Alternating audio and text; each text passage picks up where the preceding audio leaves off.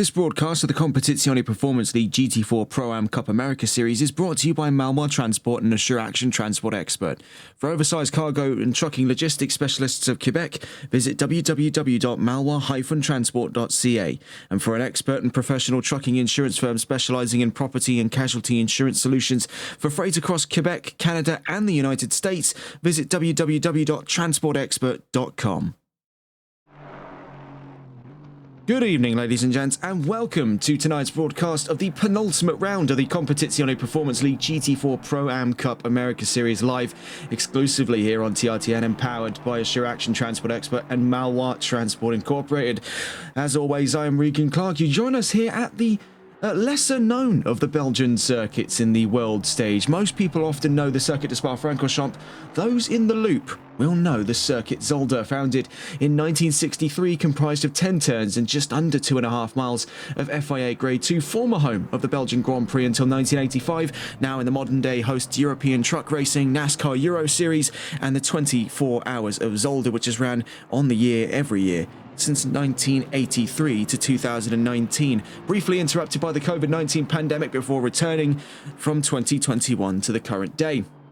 It is a fantastic little nugget of a circuit here, tucked away in the Benelux region, a hidden gem then for all things GT racing. That 24 hours of Zolder is really quite a sight to behold here. Today, though, it will host round 7 of the championship. Looking at where we're at on the calendar, of course, only one more event left to go after today for the championship decider, and it goes down to a factor of 3 drivers with today's double 30-minute race. We'll get more on the exact timings of things in a moment's time as to what to come to expect over the course of today. Could massively shift the outcome of the championship. Getting a look then at the regs and the new drivers coming in to round 7. We're back on the double stint format, the last time we'll see it this season before we're back into a 60-minute race at Misano next Tuesday evening. No mandatory pit stops, of course, for these races. 2 10-minute qualifying sessions and 2 30-minute races, much like the action we saw at Watkins Glen last week. Looking at the new drivers then, only one, the number 996 of Carl David Bourdreau and the Porsche 718 Cayman GT4 Club Sport for round 7 of the championship. We're watching on board at the moment with Richard Cecil as he makes his way out of the Jochen Rindt at turn 9 down towards Jackie Ixbox. So we'll get a comprehensive rundown of the track and what to come to expect as we stay on board here with Richard Cecil as we go heading out of turn 10. Christian Lebay leads with 261 points and Anthony Blorio with 227, a 34-point gap. We'll discuss the exact metrics on that split for the championship lead after this lap. Coming out through turn 1 then at Ernst Corner, deceptively sharp left-hander to bring us into another deceptively sharp right-hander here down at turn 2 at Schoenbachbord. Now through Canalbot into Lucien Bianchi, so a very sharp quadra set of corners here. Then down towards the Kleiner chicane. Now this is possibly the tightest section of the track, besides perhaps even I'd say Terleman box, but the Kleiner chicane we've seen plenty of side-by-side action across GT3 and GT4. Very rarely does any of it end up very civil past the exit of turn 5 and into turn 6 here at the Butte curve, down towards what is technically classified this entire area here as turn 7. Terleman box originally as the circuit was opened as the Circuit Terleman back in its inaugural year. Out through the exit there of turn 7, believe that or not, on our way down towards one of the longest corner names I think I've ever seen in motor racing, the Bolderberg-Harschwell-Bocht, down at turn 8 here. That open hairpin right brings us into a very shallow chicane, bringing us running almost parallel to the opening straight here as we exit Jochen Rindt to turn 9 and Jackie Ixbocht at turn 10 coming up very shortly. Both of those corners accounting for just turn 10 alone.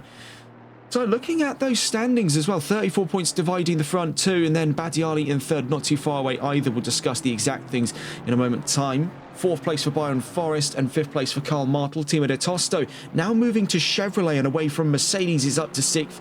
Kevin Quain down to 7th. Richard Cecil on your screens at the moment in the number 5 Aston is 8th and ahead of Alex Albert, 9th, rounding out the top 10. Clinton Bourne with Chevrolet, 78 points for the Australian. He's 10th in the championship. Looking at the last couple of results from reeling from what was a dramatic turn in the championship endeavours across the top 3. out of Watkins Glen, as it was a double win for Anthony Villorio, breaking the 7-race-long win drought for the American talent and winning at home in style, with McLaren 2 on the trot and almost 2 pole positions had it not been for a lightning offensive in the second race, and the qualifying for the second race, I should say, by Timo de Tosto on his final foray with Mercedes. Having a look around the field, then we see Fabiano Bartoletti on his way down to the line. In the background, though, is our new driver for today. That's Carl David Bourdreau on his way to the line here, with about 13 minutes left to go in free practice. He's 4th fastest, already making a very solid debut, all things considered. So Timo de Tosto, one of the talks of the paddock, besides the obvious being Villorio, now a newly crowned, as I should say, race winner in this championship. Another major topic of discussion has been the shock move away from Mercedes and over to Chevrolet for Timo de Tosto. We'll see whether or not this gamble is going to be one that pays off over the course of what is going to be a very risky triple set of events to bring us to the end of season 1 here for de Tosto. He's out of that fight for the championship. This is all in efforts to gear himself up for future endeavours in GT4. And we've seen already his talents behind the wheel of GT4s, and we've also seen it only very briefly over the course of his debut to the NLRL Sunday League last Sunday at Indianapolis, where he finished 3rd on debut. It was a real standout show by the American, and now on his move to more homegrown machinery, courtesy of Lansing, Michigan's finest, the 6th generation Chevrolet Camaro, then finely tuned by the folks at Pratt Miller Engineering to give us the car you see on screen. The GT4R, as it's known, was introduced in 2017. We'll see what de Tosto can do then on his first race away from Mercedes this season. Discussing the elephant in the room, though, as we go to try and find him here, was last round's double race winner. Where, oh where, might Anthony Villorio be? We did see him very briefly in the pre-race practice sessions. Is it a case where we may not see him at all over the course of the coming qualifying session? That does leave a lot left to be speculated over, as we were hotly awaiting the return of Villorio to the field. The number 41 seemingly, as of right now, unable to be found. We're going to check on board then with one of the other cars comprised of that top 3, and we'll have a look on board if we can find him, really. We are struggling to navigate this grid here to find the current championship leader then. That is Christian Lebay. Having a look at the championship fight coming into this round, Lebay's 34 points up the road from Villorio. And mind you, that's 34 points, which is the maximum amount of points one can get out of a single round, that being for a race win and the fastest lap. So even if he can clear the gap now, he's got 2 races under his belt.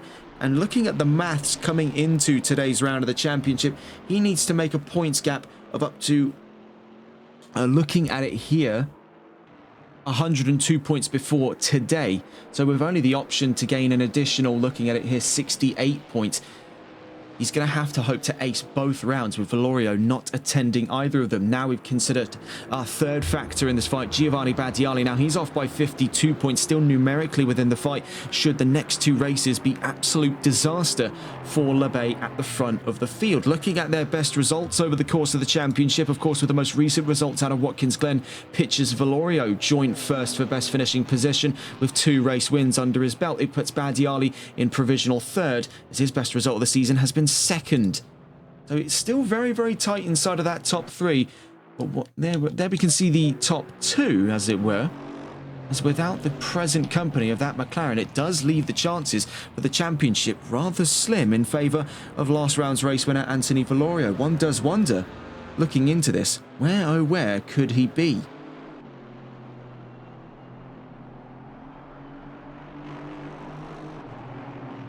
And we'll hope to see him in a little while's time. Whilst we've got some time here over the course of free practice, we're currently on board with Giovanni Badiali. I want to talk about some recent news out of the Competizione Performance League, namely the future endeavours we've got running with them into their next big season coming. And now that's going to show up not too long after this season wrapped here in the GT4 Pro-Am Cup America Series. And right now it's called the Jaguar GT3 Revival Series, the inaugural round set to kick off on October 14th, 2025. And what what it's set to be is a GT3 Championship single make based around the old 2012 Emil Frey Racing Jaguar XKR G3. And that uses a Jaguar Ilmor 5-litre naturally aspirated V8 engine, was a real oddity of its time. That's going to run for 9 rounds, with the first of a brand new event type on the Competizione Performance League, and the first we've ever seen it here on TRTN, the triple sprint format, to be introduced for round 9 at the season exit, where we'll be back right here in Heusden, Zolder, Belgium at the Circuit Zolder for the end of that season on December 9th. 3 30-minute races as opposed to the 2 30-minute races we're going to see today here in round 7 of the championship. So I'm told as well, they're also going to be introducing a prize pot. And now this is going to be a sort of draw event for the chance to win one of 2 sets currently up for grabs, in a prize pool totaling $100 Canadian for a pair of Fast Goose Sim racing gloves specced to the winner's size and preferred colors. Now, how you can be eligible to enter this is to make sure you enter the championship for the Jaguar GT3 Revival Series, and you also have to have your name entered into the barrel, and you must have participated in at least 8 out of the 9 events on the calendar, having completed all 8 of said events by crossing the finish line. So absolutely no room for DNFs over the course of next season if you want to be within a chance to win a pair of these fantastic racing gloves. Of course, the colours aren't going to be exactly like the ones you see on the screen. It's totally up to you if you are the lucky winner to be. They'll be giving away 2 of those over the course of next season coming. It's looking to be a very exciting season, and a very odd one to say the least, as it's very, very rare already that we see the Jaguar G3 XKR, let alone for a season entirely dedicated to it. So it's going to be a fantastic time to pick apart how the drivers take on this bizarre form of pseudo-British Swiss engineering.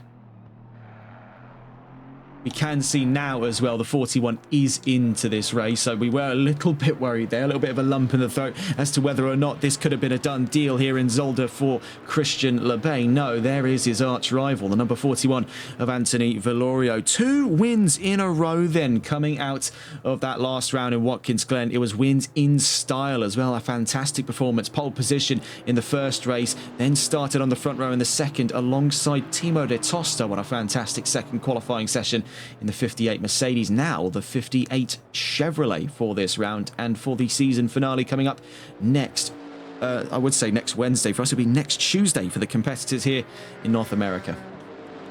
So as we have a look around the field right now, Lebay leads the timing session at 1:35.447 to Giovanni Badiali in second, Kevin Quain in third. He makes his way down to the line. Can he get himself up in the same stead as Badiali? Needs 0.5 of a second. Does make an improvement, but by only 0.2, not enough to breach that second barrier. Timo de Tosto on his first drive for Chevrolet makes 4th fastest ahead of Byron Forrest to the line there. Sadly, no improvement, up to 4th for the 824 Porsche. Richard Cecil in 6th with Aston Martin. Then Carl Martel and Alex Albert 7th and 8th fastest. Carl David Bourdreau on his debut drive this season in the 996 Porsche finds himself 9th fastest and ahead of Fabiano Bartoletti in the number 26 Aston. We'll see whether or not there's a shift in position here. Not too far is the gap, about I want to say 87 thousandths of a second there between Bartoletti and Bourdreau at the end of that last lap. So incredibly close margins, and we'll be discussing that further as we head into qualifying in looking at it here about 5 minutes time. So first comes the discussion then of the balance of performance for this round of the championship. Aston Martin in that premier stead at this time, 12 kilos off of the V8 Vantage. Chevrolet losing 9 kilos, McLaren gaining 2, Porsche gaining 8. And for the first time they find themselves not on the short end of the stick. This time it's Mercedes that takes the fall, 27 kilos. So bad news for Badiali and Quain right now inside of that top 5. But when we hit qualifying trim, will that be the same story? Only time will reveal the difference. Now, we did have it up on screen earlier, but let's actually take a deep dive into the championship standings. And looking at it here, Christian Lebay leads with 261 points in the championship, heading into this twin set of rounds here in twin set of races in round 7, I should say. Anthony Velorio second with 227 points. Giovanni Badiali third with 209 points. Byron Forrest in fourth with 169 points. Carl Martel in fifth, only 19 points away to round out that top 5 with 150 points. points, only 3 points ahead of Timo de Tosto in 6th, so it could be a top 5 here for the newly crowned Chevrolet driver. In 7th place behind him, Kevin Crane with 145 points, still very, very close there. Richard Cecil in 8th with 134 points, Alex Albert in 9th, and then rounding out the top 10, Clinton Bourne in 10th with 78 points in the championship. Now, we had a look at the previous wins over the course of the championship, but I want to bring up, as we are not too far from the discussion of qualifying 1 of 2 today, and to bring back up some of the new information to light. Of course, our new driver for today, we've already mentioned a few times, Carl David Bourdreau. We've even seen him out on track. He's inside of that top 10, but here is the more poignant point at hand. That is the format for today. So we're just coming to the end of free practice. If you're joining us now at the end of the 20 minutes of free practice, Quali 1 coming up in a moment's time. 10 minutes here in Zolder before the start of race 1 today. 30 minutes coming up thereafter. And we'll get to do it all over again for Quali 2 and race 2 before we round out round 7 of the championship. It's going to be bizarre then, seeing as this is the last time we'll see the double sprint format for our GT4s in a good while here, as we'll be heading, of course, into that Jaguar era discussed before. For the next calendar coming, for October 14th onwards, we'll be seeing that double sprint format re-emerge for rounds 5, 6, 7 and 8 of that championship. So the earliest we'll see the double sprint back here on Competizione Performance League will be as early as, looking at the calendar, November 11th. So a long, long way away right now for us here on TRTN. So let's see what the first of our 2 qualifying sessions is going to look like. Now, of course, just before we cut away, we did mention the previous wins. Let's have a look at those previous pole positions over the last couple of rounds here. Of course, it was 3 in a row to kick off the season for LeBay. The first of 2 for Villorio came up at the Suzuka International Racing Course. A great qualifying, sadly turned a sullied race result for round 3 by Villorio. For rounds 4, 1 and 4, 2 at Donington Park, it was a double pole position for LeBay, and he turned that into another 3 in a row by the time we hit round 5 in Imola, where he turned it into another hat-trick. Then for Watkins Glen, gave us a second of 2 current pole positions for Villorio and the first for Timo de Tosto.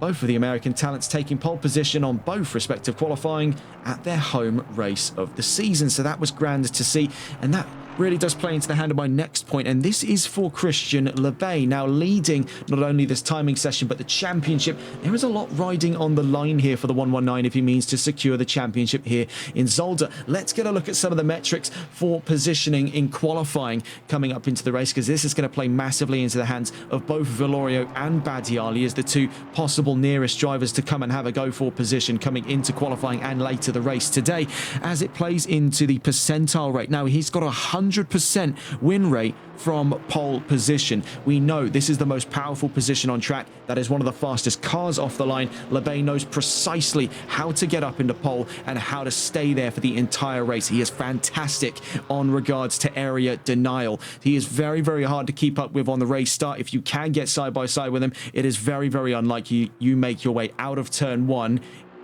with anywhere near the amount of momentum necessary to keep up with the Chevrolet by turn 2. So it's 100% win rate so far. Now, that is still subject to change, but based off that pattern, the entire grid now is going to be clamoring for the next statistic, which is his win rate from outside of pole. This is at 33%. So this is a huge drop off by 66%, actually 67%.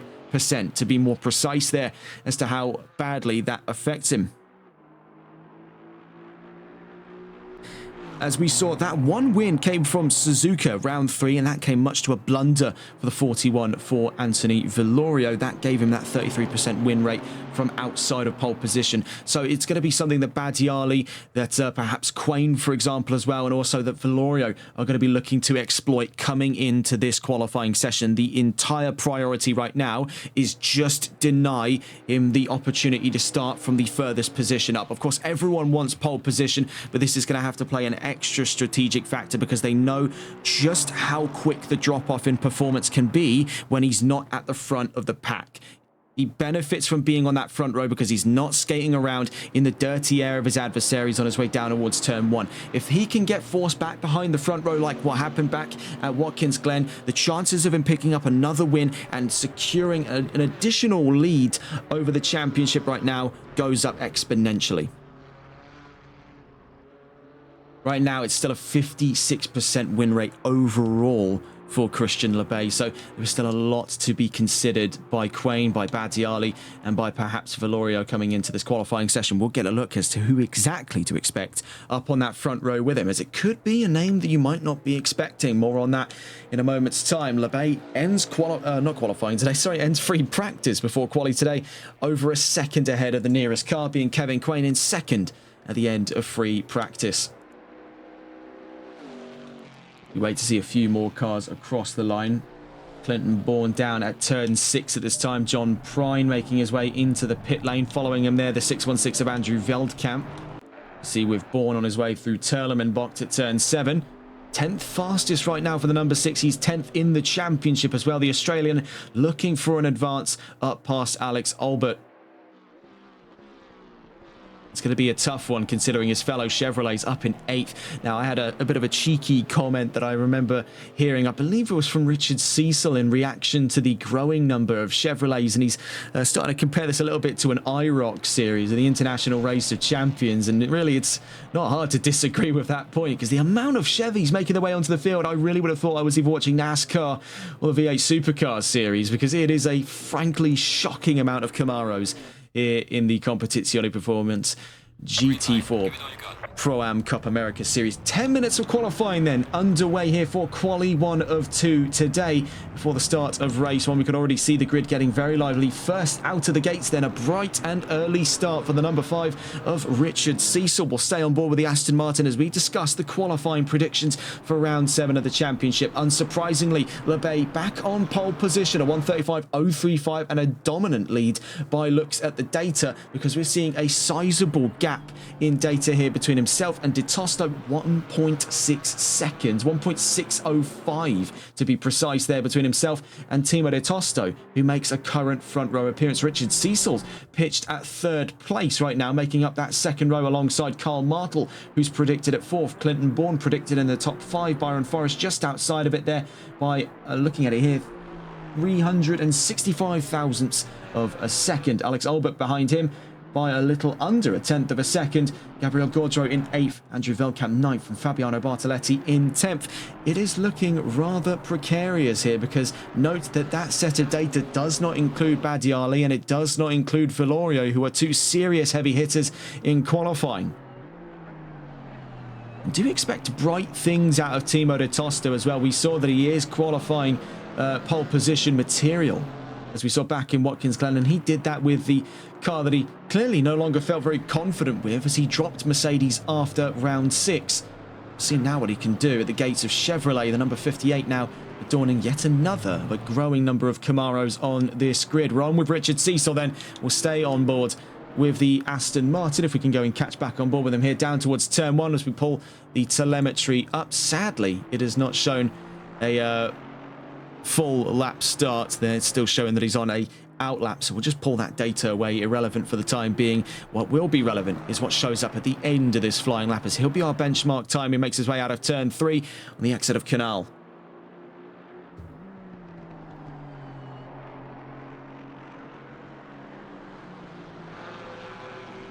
So just getting on board here with Richard Cecil, I want to get a look back at turn 5. As we've seen plenty of times before, no matter the discipline, GT3, Porsche Cups, GT4, it is always chaos at this section of the track. And you can see just how claustrophobic it is coming out of turn 5. Opens up a little bit here for the run through turn 6, but it slams shut by the time we hit Terlemenbocht here at turn 7. You can see those curbs are not particularly forgiving. They are deceptively low in the ground. They're almost ditches in their own right. They look like they're raised from the perspective of the driver coming into the Terlemenbocht complex, but it is anything but there. Those are ditches on either side of the road. You can leverage them to your advantage, but it is also super easy for it to bite you on the backside and give you an invalidation, or dare I say even a penalty. We've seen penalties dished out left, right and centre here at the circuit Zolder, so the drivers will be trying to keep themselves in the clear and narrow more so than ever, especially with the stakes of the championship in play. So, having burned into nearly 4 minutes of qualifying already as our first time on the charts by the number 5 of Richard Cecil, with Aston Martin as our benchmark time of today, a 1:37.512. Then from behind him comes the 8:24 of Byron Forrest, up to the fastest time. Then from behind goes the, looking at it here, the number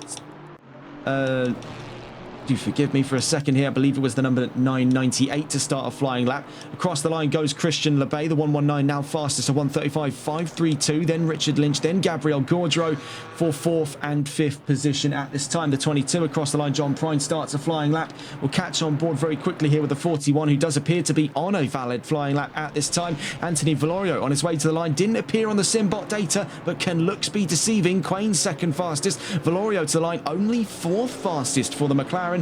This could be a very, very interesting set of qualifying sessions to follow, as now this could decide where he stands in that championship. The gap is not too far away at all. 34 points between the leading pair, and with the maximum amount of points being 34, Valorio is going to be praying for the downfall of the 119 and for him to have a clean sweep up to the lead of the race with that fastest lap, if he means to slam the door shut by the time we get to the second race here in Zolder. A lot of odds to consider in all of this, and it's all going to come down to the wire by the looks of it. These drivers have been so well matched over the course of the season, but now it really seems like all bets are off. The gloves are off for the 119 of Christian Lebay, because he's 1.3 seconds up the field, and it seems the rest of the field are closer to each other than they have to be within even a chance of the 119. Now, we know from personal interview as well that Christian Lebay holds one of the all-time records here for GT4 at the circuit Zolder, so we know this is a very tough act to follow for a lot of drivers on the field. Badiali 2nd fastest and the only driver to break into that second barrier, but across the line isn't an improvement for Lebay, not this time around. So just over the halfway mark into this session. We'll catch on with him later on. Carl David Bourdreau on his way to the line on debut for his first qualifying in the season. Across the line, 11th fastest. The 22 behind him there, John Prine, goes up to 13th fastest. We just missed him across the line. The 26 from behind him as well, Fabiano Bartoletti, maintains 12th position for the time being, was forced down from 11th there by a single thousandth of a second. If you look at the times there on the left hand side of your screen between himself and Carl David Bourdreau on his debut qualifying session, that is incredibly tight there, just outside of the top 10. Now we see as well Kevin Quain to be the second driver to break in to that sub-second barrier, and he's not too far off from being on the front row himself. You can see the gap between him and Giovanni Badiali rests at 21 thousandths of a second there. Miscalculation on our end, but that still does not diminish from how small the gaps are between a lot of the drivers today. I don't think anything is surpassing that gap between Bourdreau and Bartoletti. That's a single thousandth of a second. That is remarkably thin. They are so well matched between Aston Martin and Chevrolet. 3.5 minutes left to go. The number 5 is next to the line. The man who started this qualifying session could yet leave on a high note heading into the first of 2 races today. Up to 4th fastest and exactly a second away from Lebay at this time goes Richard Cecil.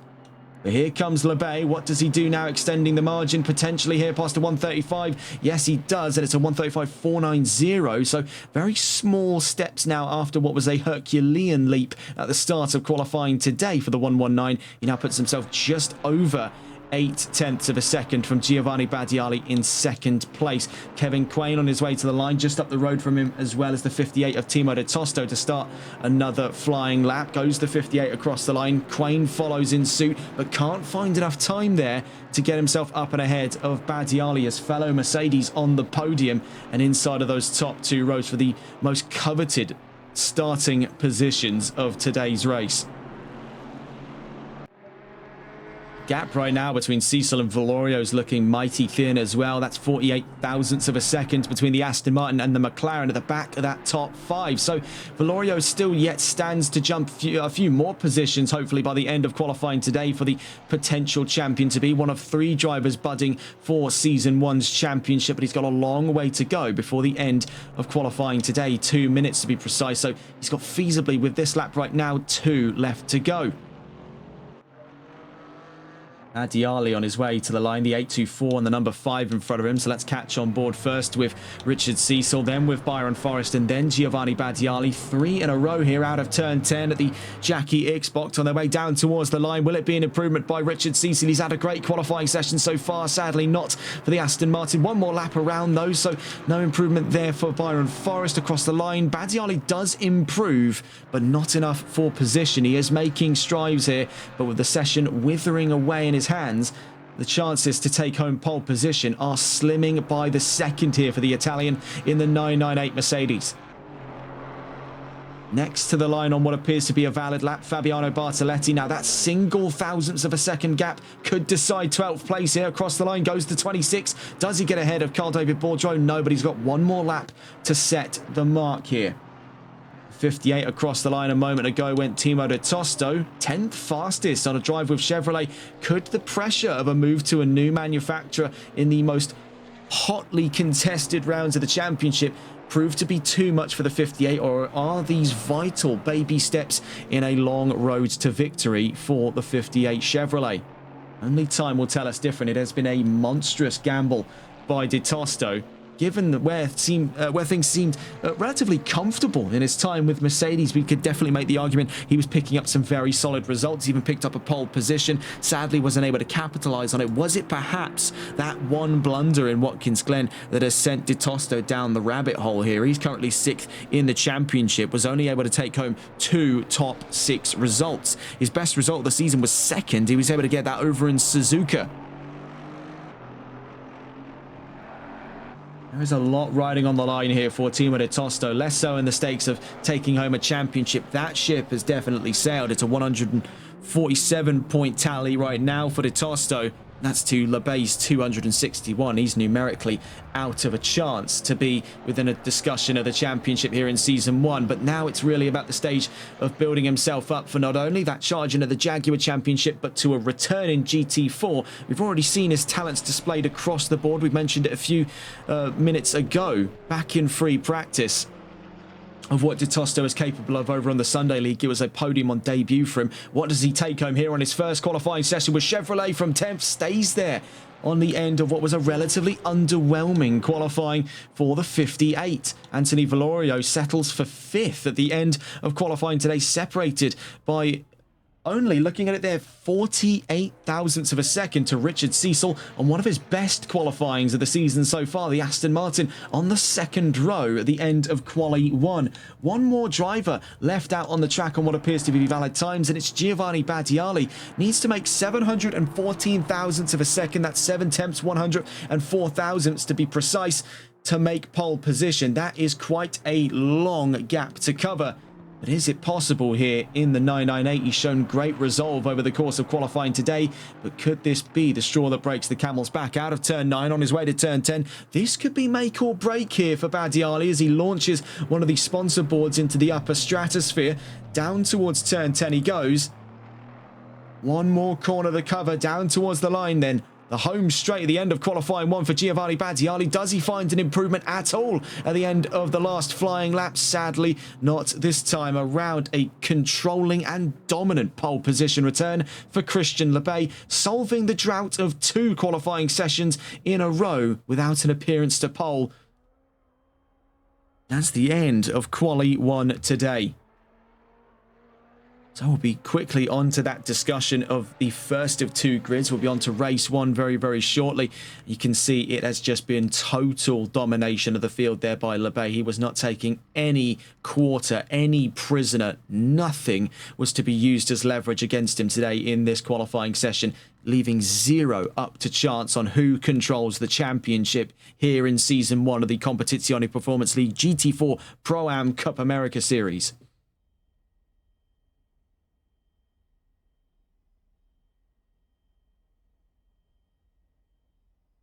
And so, looking into that balance of performance very quickly before we're back on to the discussion of the grid, you can see that Chevrolet definitely did have it pretty good today. 9 kilos taken off of that Camaro. Mercedes, I'm surprised to see 2nd and 3rd with 27 kilos racked on to the AMG GT4. On to grid 1 of 2 then today here for race 1 of 2 of round 7 of the championship. Christian Lebey on pole position. Giovanni Badiali on that front row in 2nd. He'll be to the outside on the run through turn 1, but that could give him a little bit of an inkling to the inside by turn 2 if he really plays his cards right. We know how strong the starts have been out of Badiali. Take only one example, being Donington's double sprint races, and both starts there by Badiali were very, very solid. Kevin Quain in third, then Richard Cecil on an exceptional performance in quali lines up fourth for Aston Martin and ahead of Anthony Valorio, who's second place in the championship and is a long, long way from where he'd like to be come the start of today's race. Byron Forrest lines up with him in that third row. Sixth place then for the 824 Porsche, ahead of a sea of Chevrolets behind him. Clinton Bourne, Carl Martel, Alex Albert and Timo de Tosto. 7th, 8th, 9th and 10th there for the 4th and 5th rows of today's grid. Andrew Velkamp in 11th and Carl David Bourdreau on debut 12th in that 996 Porsche 718 Cayman. Fabiano Bartoletti 13th and up and ahead of John Prine in 14th. Julio Bahena in a top 15 appearance at the end of qualifying puts himself ahead of Gabriel Gaudreau, Christophe Dupois and Richard Lynch 16th, 17th and 18th at the end of this first of 2 qualifying sessions and making up that grid for the first of 2 races. Today, 30 minutes ahead of us here in Zolder. With about a minute left to go, we'll be back in just a moment's time. We'll be on board with the pole sitter Christian Lebay in the 119 Chevrolet for the run around on the formation lap here in Zolder.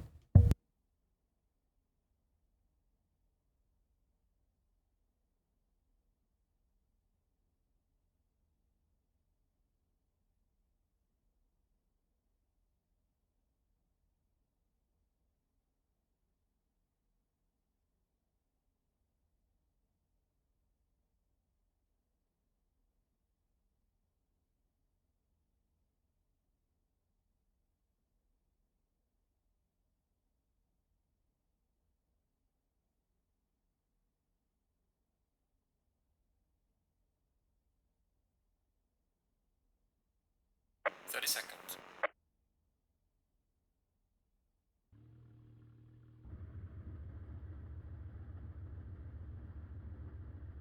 20 seconds.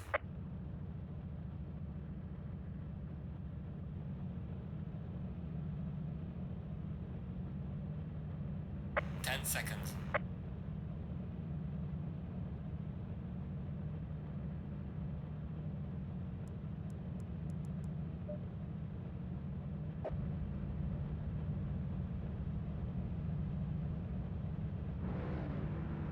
So taking us away for the formation lap here for race 1 of 2 here in Zolder for round 7 of the championship is Christian Lebay. Now, to give you a reminder of where we're at here on the stream schedule for today, of course, this is the last ever appearance of the double stint format until November 11th come next season. Of course, we're just out of free practice now and out of that first qualifying session into race 1, 30 minutes on the horizon coming up here in Zolder. Then we get another 10-minute qualifying thereafter for the start of race 2, coming after that for another 30 minutes. No mandatory pit stop between either of these 2 races to follow. On board right now with Christian Lebay, reeling from a fantastic qualifying session in Q1. Absolutely dominant then by Lebay, led by 7 tenths ahead of Badiali in that Mercedes right behind him.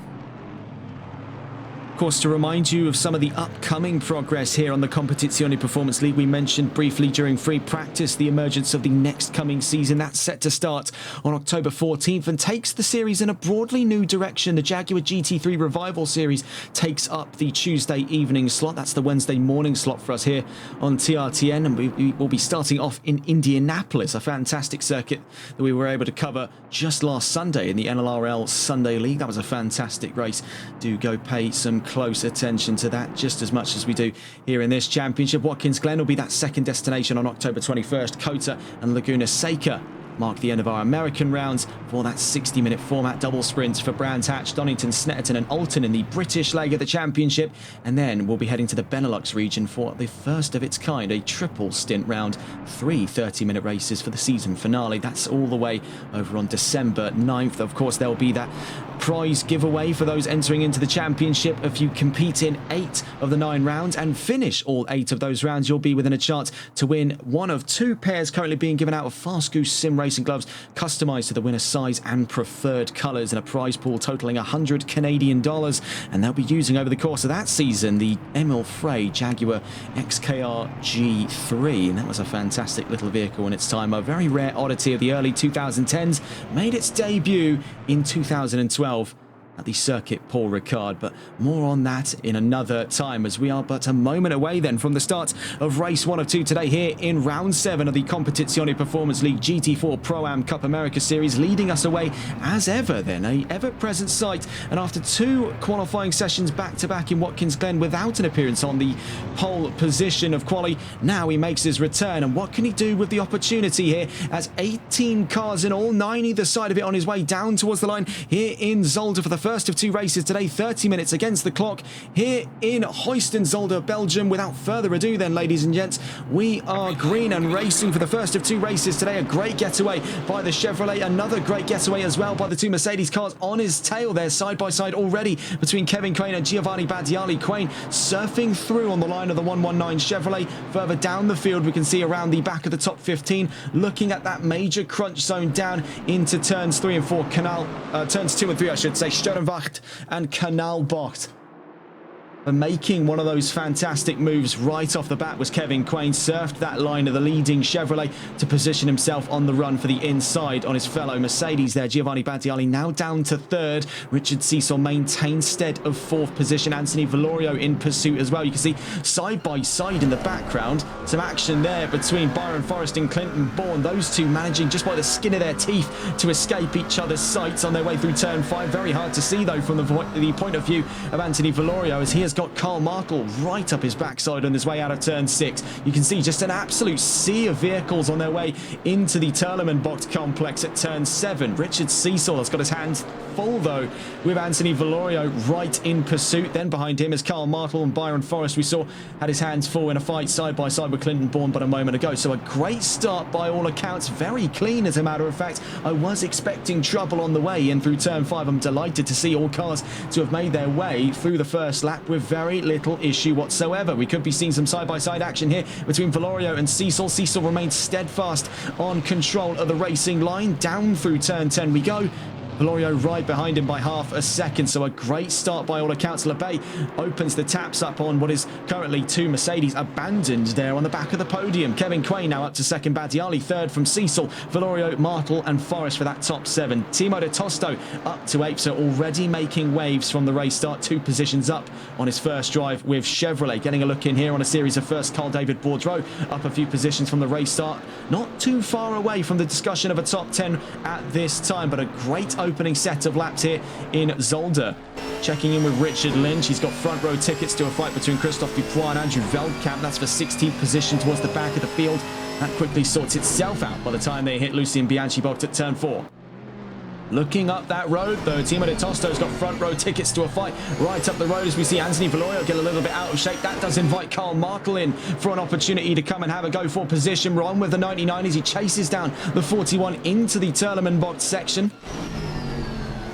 Right up the road there, Valorio again gets out of shape in his efforts to get around Richard Cecil. The Aston Martin is really creating quite a ripple effect down the rest of the field past the top 5. You can see that Carl Markle has distanced himself almost immediately from his 2 teammates at the Maloir Racing team, Byron Forrest and Timo de Tosto. Those 2 looking to get into arms about it there. In the background was a leap up the inside by Alex Albert on Clinton Bourne. Let's just get a look at that on the replay because we could barely catch on board with those 2 drivers. Alex Albert really did just absolutely slingshot it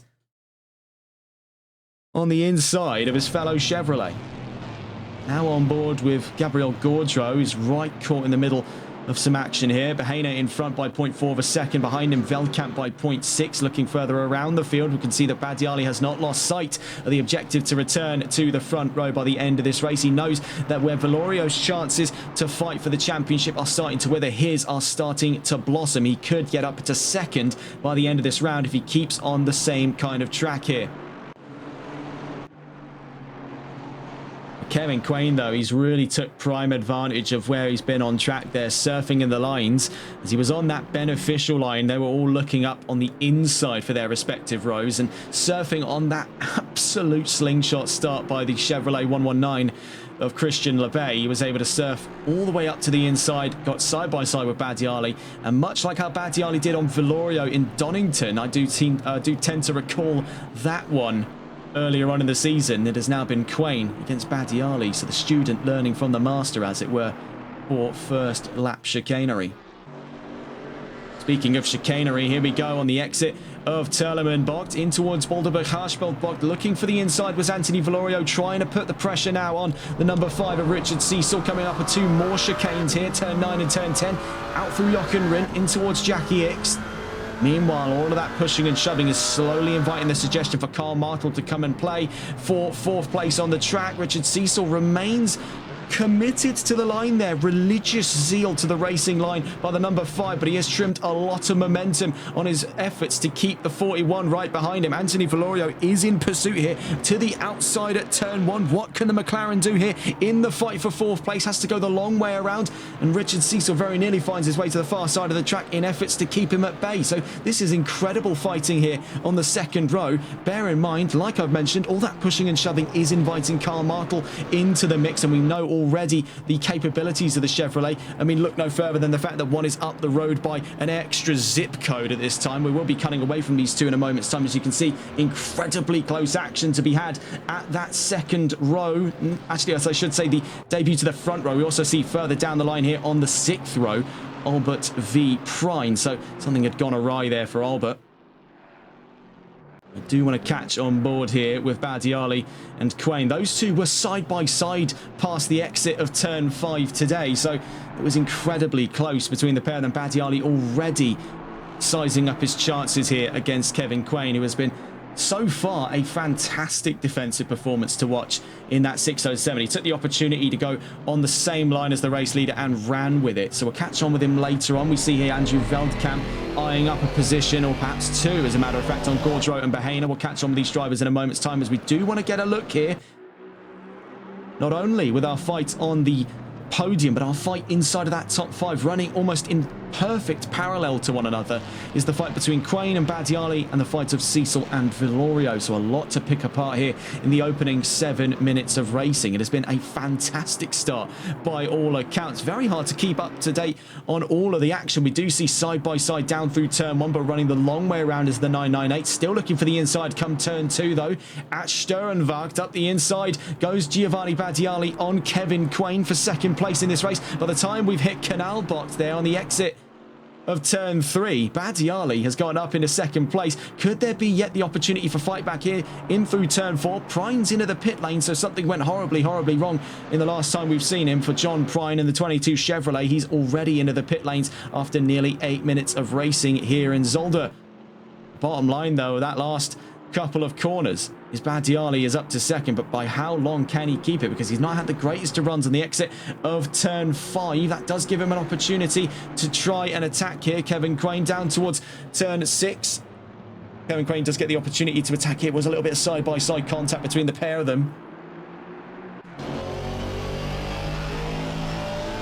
Right now staying in position by 0.3 of a second, but he's vulnerable. He's not far enough away to not have to consider defending the inside off of Kevin Quain. Up the inside goes the 607. Will it stick though past the exit of Boulderberg-Harschfeldbocht? Dare I say it, because it's 0.00 between the pair of them. So it's side by side on the run out of turn 9 down towards turn 10. So it was very ambitious there by Kevin Quain in his efforts to fight back for 2nd place. But I believe by the looks of it here, does he trim things in after turn 10? No, because here comes the 998 also scrubbing a little bit of momentum. But this could get hairy down towards turn 1. Meanwhile, in the background, you see that fight continuing to rage on between Cecil and Valorio, where these two haven't gone side by side. These two very nearly gave that some consideration. Valorio in pursuit of Cecil. Quain now side by side with Badiali. He tried the inside. Now he tries the outside, but picking up a hefty chunk of marbling there on the far left-hand side of the road. That's not done Badiali any favours at this time. What a great opening 10 minutes we've had here in Zolder. Bear in mind, we get to do this all over again. Running out wide there, Giovanni Badiali showing some pangs of frustration already in the 998 after losing out on 2nd place after briefly holding it in the palm of his hands. In the background, Valorio still chasing Richard Cecil, then looking around the field as well. We can see a fight going on here at the back of the top 10. Albert v Bartoletti. These two are rising talents in this championship, so this could be a very exciting one to watch here on the exit of the Kleiner chicane. Bartoletti defending then in that canary yellow Aston Martin. This is all in that contention for 10th place. We'll stay on board just briefly here with Fabiano Bartoletti down into the Turleman box section. We'll get a look on the overall display of how things are panning out at this time. Right now, things still in armistice between 2nd, 3rd, 4th and 5th, but that could quickly shift at a moment's notice. I also want to point out here a fight potentially going on up the road from these two for 8th position. We'll catch on later with Timo de Tosto and Clinton Bourne to get the latest on their fight for 8th. Right now, though, with Fabiano Bartoletti, he's fighting for 10th. He's looking to stave things off here from the 36, but he's been trimming a lot of momentum in the last couple of corners here on that Chevrolet. Alex Albert did have a suggestion of looking on the inside there at the start of turn 10, but backed out of it in favour of a better exit, which he's got in droves there past the exit of Jackie Xbox. Now, after 10 minutes into this race, it is still a lot to be decided for, but the bottom line right now, Christian Lebay leads by 12 seconds to Giovanni Badiali, who right now, according to the last interval, is ahead of Kevin Quain, Anthony Valorio 4th, Richard Cecil 5th, Carl Markle 6th, Byron Forrest 7th, Timo de Tosto 8th, Clinton Bourne 9th, Fabiano Bartoletti on your screens at the moment in 10th place. Right behind him is Alex Albert, then Carl David Bourdreau, Julio Bahena, Andrew Veldkamp, Gabriel Gaudreau, Richard Lynch, Christophe Dupois and John Prine after 10 minutes of racing here, and race 1 of 2 round 7 in Zolder. So we'll cut away from these two for the time being. We try and catch back on board with the latest of affairs here. Clinton Bourne now drops to beneath, actually to beyond, I should say, a second to Timo de Tosto, now securing 8th position on the track at the moment. Things start to simmer. Valorio now ahead of Cecil in 4th place, eyeing up 3rd. So now it's seeming to boil over as we just catch on board there with Fabiano Bartoletti. And do forgive me as I've just completely lost my train of thought. Let's get a look at that on the replay, though. Just as we cut back in with them, things went absolutely nuclear. It was Fabiano Bartoletti and Albert there, just contact on the second part of the Turleman box section. That's not gone well for Fabiano Bartoletti or Alex Albert. They're now 16th and 17th on the field. Let's not distract ourselves with what's going on at the back now, as we do have that fight on the podium to start considering. And Giovanni Badiali right now heralds 2nd place, right behind him, under siege on all fronts there as we get on board with Kevin Quain, now having to do a world's task to keep not only Anthony Valorio but Richard Cecil off of his tail in what is an incredibly close chapter here in the fight of 3rd place. Let's stay on board though with Kevin Quain. Now having lost out 2nd place, as escaping up the road goes Giovanni Badiali. He now has the Herculean task of securing a podium finish here as we're getting closer and closer to the halfway mark. Switching for the inside goes the 41. Does he make that one stick on the inside? No, he does not. Backs out of it. I think he's done a lot more of that just to posture himself, to keep himself ahead of the Aston Martin of Richard Cecil. It's very, very difficult to ascertain what his motives are, because he does keep all of us, including his opponents, guessing at every which turn. Bear in mind, Carl Markle is creeping in on that fight as well for 3rd place. Right now, a hefty chunk of time now present between Quain and Valorio, looking in and around a second. So we'll cut away from Kevin Quain as we do see some side-by-side action in the background there for Valorio v Cecil for 4th place on the field. So a lot of the action here rich inside of the top 5. Now, it would be negligent to say that there is nothing going on further down the field. We can see that drama erupts for Christophe Dupois, drive-through penalty. We can see Julio Bahena looking to get up on the inside of the Mercedes of Gabriel Gaudreau for 11th position on the field. We'll see as the cameras take their royal time to cut back on board here. It's still side-by-side between Gaudreau and Bahena. A little bit of a rub there between the 18 and the number 3 down towards turn 10. He's gone very, very deep for that one there. Julio Bahena not happy at all, and I think there is the proper melting point for the frustrations between Bahena and Gabriel Gaudreau. That is stock car-esque here down at turn 10. He was definitely quite frustrated after being held up through turn 10. Have some of that, he says, on the exit of Jackie X. Then that backed up into the 616 and the 63 of Andrew Veldkamp and Richard Lynch. Those two now having since got positions up. You can see they're now squeezed right up against the lapped car there. The number 26 of... actually, do forgive me for a second there. There he is. So, not the necessarily lapped car, but he is down and out for quite a bit there. That's Fabiano Bartoletti now having lost out to Richard... not actually to Richard Lynch. So that's yet to have updated. There we go. So Fabiano Bartoletti 14th, Alex Albert up the road from him. Julio Bahena, we saw lose out a few positions. Andrew Veldkamp now up quite a ways there. Now looking back up into our top, looking here, the top 5. Valorio from Cecil, not too far away at all here, is a swarm of Chevrolets. The 99, you can see side by side very nearly with the 2 Chevys behind Byron Forrest. That would have been Timo de Tosto and Clinton Bourne. Actually, no, that's one of the Malwar cars in there. So, dare I say it, is that? It's the 22 of John Prine that was caught up accidentally in the rift of things there. So with 15 minutes, we're just at the halfway mark of this race. Christian LeBay leads by a country mile here in the first of 2 races at Zolder by 15 seconds at the last interval there to Giovanni Badiali in second place. Not too far from him, exiting turn 3 is Kevin Crane. On his trails is Anthony Valorio, and the same story for Valorio as down in 5th is Richard Cecil. Carl Markle not too far away in 6th, Byron Forrest in 7th, Timo de Tosto in 8th, Clinton Bourne in 9th, and Carl David Bourdreau on debut having a bit of bother there out of turn 2, then through turn 3. He's in 10th place. Andrew Veldkamp in 11th. Julio Bahena not too far away in 12th. Right behind him is Alex Albert fighting back from 13th place. Fabiano Bartoletti, who was not too far away from Albert at the time of their incident, now down in 14th place. Richard Lynch at the back of the top 15. Gabriel Gaudreau in 16th. Christophe Dupois 17th. And John Prine in 18th position. Let's get a look on board though. So you can see, just looking through the ensemble here from 3rd down towards 8th, they are so incredibly close from one another, and they're not too far away, mind you, from 2nd place. Kevin Quain, though, dropped back quite a bit in terms of momentum over the course of turn 7. He's dropped right into the jaws now of Anthony Valorio. If the cameras can keep up to date here, we'll see the 41 is trying for side-by-side. Does he keep it on the inside down into turn 10? He absolutely goes for it, but is there going to be contact? Yes, just a little bit there between the pair of them, and surfing the line comes the number 5. It's a big crunch between himself and the 607. That's not gone well, and the second time we've seen something like this happen between a bunch of drivers. It first happened down towards the back of the field. Now it happens towards the front.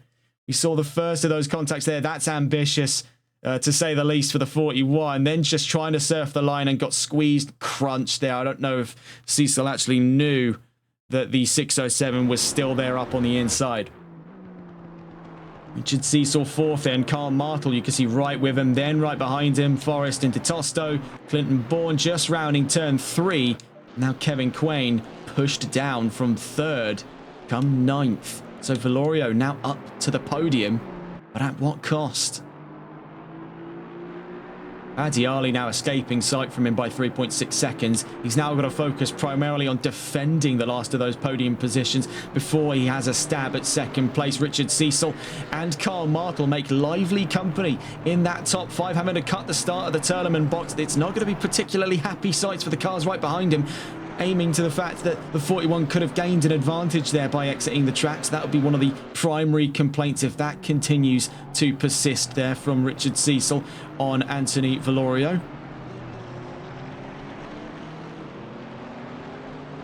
Looking further down the field, though, things are tightening up massively here between 6th and 7th place.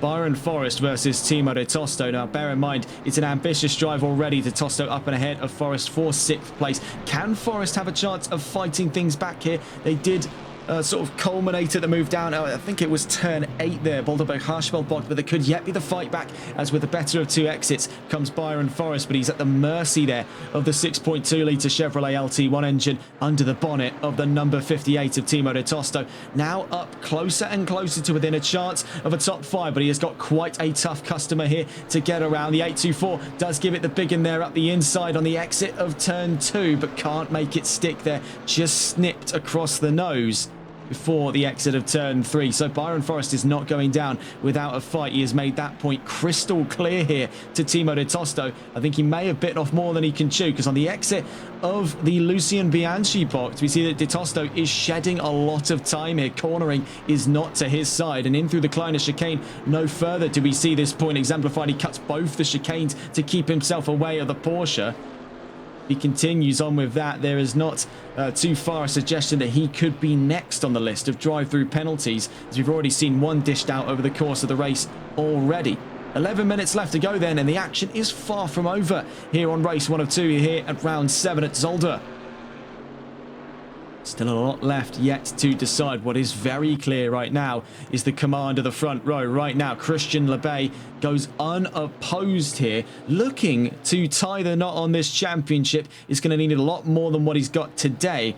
But let's not mistake ourselves. What he is doing right now is plenty enough in our books for what is an incredibly dominant performance. With 10.5 minutes left to go, it's smooth sailing for the 119. From here to the checkered flag. Giovanni Badiali returns to that second place spot that he qualified from. Had to fight with Kevin Quain tooth and nail to re-secure that spot, and now is up the road from Anthony Valorio by 2.6 seconds. Valorio still has to size up the task of how does he defend from the approaching Aston Martin and Chevrolet of Richard Cecil and Carl Martel. Then he's got a whole swarm of cars crunching towards the back of that top 10. Timo de Tosto 6th, Byron Forrest 7th, Clinton Bourne in 8th, having just lost out position there. Actually, no, he's in the tracks of the 22. I believe that to be John Prine. They're being lapped by Clinton Bourne. So he has found himself sandwiched in yet another fight. And that's much to the chagrin of Kevin Quain. Has to snip some of his momentum past the exit of turn 4. Put himself side by side. You can see the 22 tucks back in behind the 607 before we hit turn 5. So he's done that quite nicely there. Now on the exit of turn 5, Kevin Quain fighting for 8th place. We'll stay on board just briefly here with the AMG. It's all in that stead for 8th place. Down into the tournament box. Clinton Bourne right now up to 8th. He's inside of that top 10 of the championship at large. Looking for advances up into 9th on Alex Albert. Today might be that opportunity with Albert behind him in 12th place. Still looking for that inside, a bit hairy there between the pair of them on the exit of Boulderberg-Harschbild-Bocht. Still keeping a close ear to the ground on any information regarding the top 5 at the moment. We can see that it's dropped in the last interval to within a second between Martel and Cecil. There could yet be the fight on our hands for 4th place coming up very, very shortly. Right now, we're watching that fight for 8th place between Clinton Bourne, defending rather nicely, I should say, here from Kevin Quain. Previously 3rd after that incident down at turn 10. Involving himself, Valorio, and a sort of bystander turned active combatant, the number 5 of Richard Cecil, who got caught in the crunch past the exit of turn 10. Now down to 9th.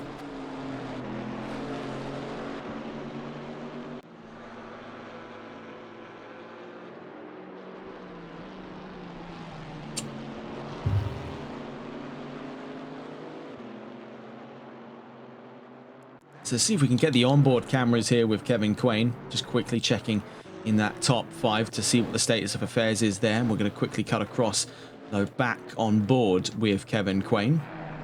Do bear with us just a moment here, navigating this frankly god-awful menu. So we couldn't find Kevin Quain in time, but we definitely got enough time here to get now on board with the defending point of view, and we caught another flashpoint at tournament box. First it was earlier on between Bartoletti and Albert, now it's between Quain and Bourne. What on earth happens here when it comes to side-by-side turns, front to rear rivalries for position and heading into tournament box and it going absolutely sour? Only time will tell us the difference on that answer. It's just bizarre at this point. Already one incident, now there's 2. I mean, it can't keep going on like this, can it? Surely. As a wise man once said, it can, and it will. Richard Cecil actually 1.4, I should say, seconds from Carl Martel in that top 5 as it stands. Now, if we stay on board here with just under 7 minutes left to go, you can see in the background that fight between Forrest and De Tosto still raging on. If we can catch either side of that fight, that would be lovely at this time. And we see back up in a 6th place then is Byron Forrest on Timo De Tosto, out through turn 3, now turn 4. We'll stay on board then, as this seems to be the next big fight in the top 10 at this time. We saw the beginnings of it earlier on, Byron Forrest versus Timo De Tosto. Bear in mind, there's a lot riding on the line between the pair of them here in that fight for 6th place. Timo De Tosto has a lot to prove as well. This is his first drive away from Mercedes, where he took home 2 top 6 victories. Right now, clutches at the opportunity to go 3 on the spot, now behind the wheel of a new manufacturer. For Byron Forrest as well, this is another solid points result. He's 4th in the championship, and it would be a great return to form after finishing 8th at that second race in Watkins Glen last week. So for Byron Forrest, he's looking for a great start to today's 2 races, and what better place than to be up from your last result on the charts. Bear in mind, in that last round, he started off at a top 5, and then things turned sour in the second race. He went down to 8th. So this looks to be perhaps in some reverse here. This is one of the most competitive performances I think we've seen in a good while here out of Byron Forrest. He seems really hotted up and ready to go in terms of today's race. He's riled up in that 824, and I think that does owe a little bit of credence to the fact that for the first time, and it must be a real breath of fresh air for the 824 Porsche for the first time in a long time, dare I say it, the first time this season, that Porsche hasn't been on the short end of the stick. Now, don't get me wrong, they're not being given preferential treatment. This is an Aston Martin and Chevrolet we're talking about in this round. Porsche still have 8 kilos to play with, but it's nowhere near the double figures, north of 20 almost every week that Forrest has had to go up against. I think now that the weights have been lifted, he's really been able to show us what that 718 is capable of in today's round of the championship. And bear in mind, we're one more race around the corner. We could yet see Byron Forrest perhaps aim for another top 5 appearance. Now, his last one that we saw was 4th place, his joint best result of the season, which he has got 3 times over the course of season 1, and he got that at round 5 in Imola. So we are not too far away. Actually, last top 5 appearance, my mistake, was that first of 2 races in Watkins Glen, and then his best result has been 4th. Could there be the opportunity for a podium on the charts here for Byron Forrest? Well, I would not rule it out given the way that he's been performing over the course of the season, and it would be brilliant to see that Porsche onto the podium. Will today be such a day with quite a few cars up in front of him? I don't necessarily know if it will be the case, but he is going to be fending tooth and nail for 6th place on track. He is not letting this one slide. Timo de Tosto has to back out, though. You see very quick reflexes by the 58. We are just quickly addressing another issue as well. Looking at it there, the number 18, Julio Bahena, serving his drive-through penalty. He was given a drive-through penalty in the background of all of this action here. You can see he knew he just wasn't going to be able to get slowed down in time, and rather than take this one into the rear bumper of Byron Forrest, he jolted out of the way there on the entrance of turn 10 as if he was going to run in towards the pit lane. What it has given is a nice healthy gap now between Byron Forrest and the 58 behind him. That could cement his 6th place finish in today's race. Looking on with another of the 2 Porsches here, the 996 of Carl David Bourdreau. Now, it's been onwards and upwards from the start of today's race here for Bourdreau. Started towards the back of the field here in race 1 of 2. Now finds himself on debut, mind you as well, on debut. 3 minutes left to go. Never say never on potential improvements thereafter, but is already into that top 10. So that is a fantastic opener by most accounts for, Bourdreau. Tosto there, flagging through turn 7. He's lost a little bit of time, then gains it back, then loses it again, then perhaps gains it back as we head onto the straightaway on the exit of turn 7. And there is a very small but noticeable push and pull now between the 824 and the 58, but is that gap just a little too open for his liking? With about 2 more laps left to go in today's race, chances are starting to become relatively slim here for him to recover his losses and get 6th place. Bear in mind, for Timo de Tosto, he has been able to also turn around what was a less than ideal qualifying session on his first run, and he started 10th. He's up 3 positions, so by all accounts this is an improvement. And that's the kind of result that you can walk away with on the end of the first race, and it'll be onwards and upwards thereafter. We've already seen how quickly Timo de Tosto takes to understanding a field. Now, I hate to sound like a broken record, but bringing back up his Sunday League debut last Sunday at Indianapolis, that was his first time amongst a grid of completely new drivers, that most of which he had never met before. And that did not stop him from taking his Ferrari to 3rd place at the end of that opening race. Now, there was a lot going on in all of that, don't get me wrong, but he was always a present factor. Snipping away at the times of everyone else, was ruthlessly consistent. And if he can tap into some of that magic now in the flagging minutes of race 1 of 2 today, he could find his way back up to Byron Forrest. We'll catch on with these 2 later on. As we head into the closing minutes of this race, taking a look now up into the top 5. Richard Cecil, only 1.4 seconds up the road from Carl Martel on your screens at the moment, the number 99 Chevrolet. Not too far away from a chance to be on the 2nd row. Now, Martel has been a present sight in that top 5 on quite a few occasions. He's 5th in the championship overall and took double podiums back in round 2. This is his return to the top 5 after a drought, looking at it here, of about 6 races. So I may have to bite my tongue, really, on the statement that he's been a present sight in the top 5. He has been a present sight in the top 10. It always seems like Martel is very, very close, yet so far away of the top 5 then, so it seems. And that gap now drops over 2 seconds, so his chances to get any further than 5th right now are slim at best. So looking around the field then, as we're on to that final lap, Christian Lebay already up through turn 5, Giovanni Badiali in 2nd, Anthony Valorio in 3rd, Richard Cecil in 4th place, Carl Martel in 5th, Byron Forrest in 6th, Timo de Tosto in 7th, Kevin Quain in 8th, Clinton Bourne in 9th, and Carl David Boudreau in 10th place. We'll catch on board though with how that grid unfolds in the next couple of corners here, as we've currently no more battles left to go on at this time. Let's catch on board with the race leader quickly making his way down towards Boulderberg Harshbeldbocht in the 119, actually making his way out. So that just goes measures to show how quick he's been today. Not even the cameras, and frankly not even us, could keep up with him today. The 119 of Christian Lebay returns to the top step of the podium then, 2 races without a race win. Better late than never to be back on the top step. The checkered flag drops for the 119. Christian Lebay wins race 1 of 2 here in Zolder. A great performance, ruthlessly efficient by the 119 today. Coming down towards the line then, things have gotten very close for the decision of 2nd place here, but had there been one more lap, there could have been the discussion of that fight for 2nd on our hands. But taking things to the line then, finishing where he started, Giovanni Badiali on the podium, 2nd place. Right behind him then, Anthony Valorio on a great improvement. Started in the top 5, finished on the podium. That's great for him. To the line then, neutral positions for Richard Cecil ahead of Carl Martel. Byron Forrest up to 6th, Timo de Tosto up to 7th. Kevin Quain to the line, 8th position. Clinton Bourne on his way to the line as we speak in 9th. We'll get a full rundown of that grid in a moment's time. The bottom line, a brutal win. 25.704 seconds between Lebay and Badiali. That's not the intentions clear as day as to what he wants the championship to be wrapped up by. I don't know what is. It's a great, great end to race 1 though. Quickly catch on board here. Down to the line goes Andrew Velkamp. Fabiano Bartoletti 13th there after his incident. Albert up in 11th. So there will be some choice words amongst the pair of them down towards turn 7.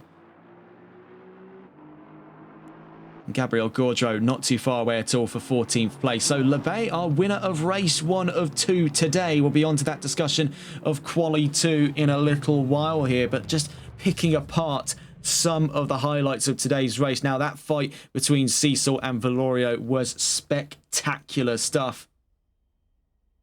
We also saw some great fights in and around that top 10, around the top 6 as well. Byron Forrest v Timo de Tosto was definitely one of those highlights of today. There's been quite a few flash points, though.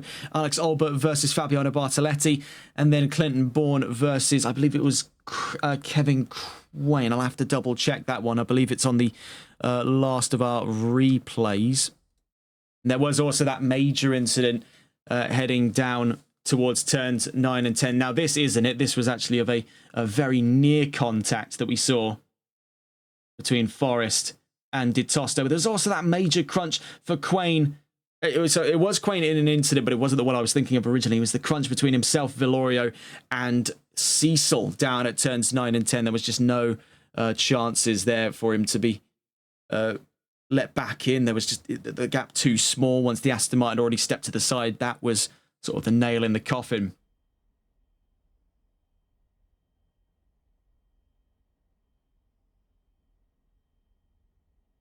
So your race winner for race 1 of 2 today, Christian Lebay in the 119, back to the top step after 2 races without a win, I should say, for the 119. That went to the 41 last week. Double wins for Anthony Valorio. Finds his way to the podium. So the championship's still lively among these 3 as we head into the 2nd of 2 races today. Getting a look at the schedule then. Referring back to that, we're at the end of race 1. We'll be quickly heading on to Quali 2, which is another 10 minutes, and then round 2 to follow. Another 30 minutes of racing. Of course, just same rules as last. No mandatory pit stop before the end of round 7 today. Looking at where we're at on the calendar, we're into the second part of round 7. And quickly onto that second of 2 qualifying sessions. We'll catch on with the drivers in just a moment's time. So, of course, we're still in round 7. We're on to that second 30-minute race in a moment's time. 10 minutes of qualifying before that. And then next week, we'll be heading to the season finale. Back to the 60-minute format for round 8. The Misano World Circuit Marco Simoncelli on October 7th, 2025. Do look forward to that one. Same time as last. It is going to be a spectacular ending to what has been a fantastic championship. So, 9.5 minutes against the clock here already. First out onto the field is the early bird of Zolder. The number 5 Aston Martin of Richard Cecil was first out the gates in the free practice session, was first out the gates in qualifying, finished 4th in that last race. Let's see what the number 5 can do on his exit of the Kleiner chicane. And bringing back up all of the telemetry from last time out, qualifying predictions then, Christian Lebay still pitched at a second pole position. We've already seen the first time around what the Canadian's been capable of over the course of today's round. Of course, holds one of the all-time world records for GT4 here at Zolder. The only other driver to match him for that time on paper has been Timo de Tosto, but we saw a bit of a lackluster first qualifying for the 58. Qualified in just around 10th, turns that around into a better result, 7th place at the end of race 1 today. There's still the chances for him to line up second, but there's still the pressing factor of the 2 times most lacking in presence on the chart there. And those are 2 serious heavy hitters, that being Vilorio and Badiali. So down towards the line, back onto the balance of performance statistics for just one more time here in Zolder. Aston Martin find themselves in the best position. So for Richard Cecil, he's been able to capitalise on that by being consistently in the top 5 and being able to position himself very well amongst fights with drivers like Anthony Vilorio, who otherwise would have swallowed up Aston Martins on a routine basis. Aston really do have a fighting chance in the last couple of rounds, this being no different, as we've seen in the hands of Richard Cecil. Bear in mind, he started the season off with Alpine. This is the most comfortable I think we've seen him all season. That performance was second to none, really, over the course of race 1. Let's see what he can do then over the qualifying period for race 2. Chevrolet, of course, 9 kilos still off of them. McLaren with 2 kilos on. Porsche with 8 kilos on. So for Byron Forrest, it's not the worst things have been for him over the course of balance of performance. That Porsche has really been getting the short end of the stick in the last couple of weeks. We've been saying that multiple times now. That's been one of the most pressing factors against Porsche over the course of the championship at large. It's the reason why Forrest right now, try as he may, is still 40 points away from being on the podium. That Porsche, he has been giving it absolutely 110%, and I imagine on a better day with conditions more favourable like these, he would have absolutely been within a chance of a podium over the course of the season. His best result has been 4th. He's achieved that 4 times. Sorry, 3 times, my mistake there, of which he got in the opening round at Laguna Seca, in the first of 2 races in round 2 of the championship over in Alton Park, and then the last time he achieved a top 4 was on the 5th round in Imola. So across the line goes Richard Cecil at the end of that first lap. Lebay almost immediately intercedes it for a 1:35.620. Byron Forrest, as we mentioned earlier on, second fastest now, 1.6 seconds between himself and Lebay. Next to the line comes the 996. Carl David Bourdreau finished in the top 10 on debut in the last race just gone. Let's see what he can do down to the line. 5th fastest there, 3.8 seconds off the beat. Gaudreau from behind him there drops behind a position as John Prine up to 4th, and this is where the times really roll in now. It's rolling thunder here in the second qualifying. Gio Badiali, 2nd fastest. Anthony Vilorio now 2nd fastest and goes ahead by just under 1/10 of a second. That's 95 thousandths of a second between Vilorio and Badiali on their first laps here in Quali 2.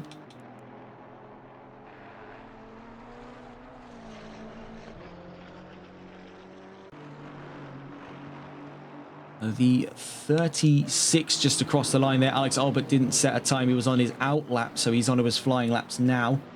Next on their valid flying laps at this moment, according to the track telemetry, is the number 5 of Richard Cecil. You can see bearing down on him is the 119 of Christian Lebay. Now, Cecil has started the session off pretty solid by all accounts. He's still in that top 5. Could yet elevate that to a top 4 start. We've seen already what he's capable of with the Aston Martin over the course of not only one qualifying session but one race. Let's see if he can replicate some of that magic. He's forced down to 6th though by Karl Martel, who's now up to 5th. Down to the line then comes the number 5. Needs about 3/10 of an improvement there for a top 5. Across the line goes Cecil, and sadly does not find the mark. A man who does find the mark though is Christian Lebay to improve his times ahead of Anthony Valorio. Badiali on his way to the line there. Up the road from him is John Prine, and also looking just up ahead of John Prine there, I believe to be Gabriel Gaudreau on his way to the line, the number 3, then the number 22. Gaudreau to an improvement, Prine to remain in 7th. Across the line goes Badiali, and not to an improvement over Valorio. The gap between the pair of them just at a 10th and 500ths between the two on the back of that podium. The 41 just across the line did not set an improvement over the course the last lap just gone, unless that was the improvement we just saw there. And that's how quick the times are now rolling in here as we're over halfway into qualifying 2. 6:07, the most recent time to add to the charts there. Kevin Quain second fastest now ahead of Valorio and Badiali. Could find himself a victim of his own success here as he puts himself side by side with Lebay on the run down towards turn 1. He could find himself a very similar victim of the move he pulled on Badiali in race 1 for a very early doors 2nd place. Admittedly, that didn't end up standing as he was later caught up and then sadly clashed off track in that incident down at turn 10. Quain now hoping for better results coming into race 2. 119 next to the line, so Lebay with a 135.587 to beat on his way to the line. Behind him is Richard Cecil in the number 5, down in 7th. An improvement by Lebay. Cecil to the line from 7th place, and sadly doesn't improve from 7th there. He's 1.9 seconds off of pole. He's 4/10 of a second off of Karl Martel in the position in front of him. Next to the line, believed to be the same ensemble from last, Gabriel Gaudreau and John Prine. Gaudreau down in 13th, Prine down in 9th. Right behind them is Giovanni Badiali. Badiali to the line, second fastest now ahead of Quain. A Mercedes 2-3 once again. And it seems that much how Quain was going to be a victim of his own success, that seems to be the same story now for Badiali. He's right back where he started in that first race of today, at the end of qualifying 1. He could find himself a victim of the very same maneuver.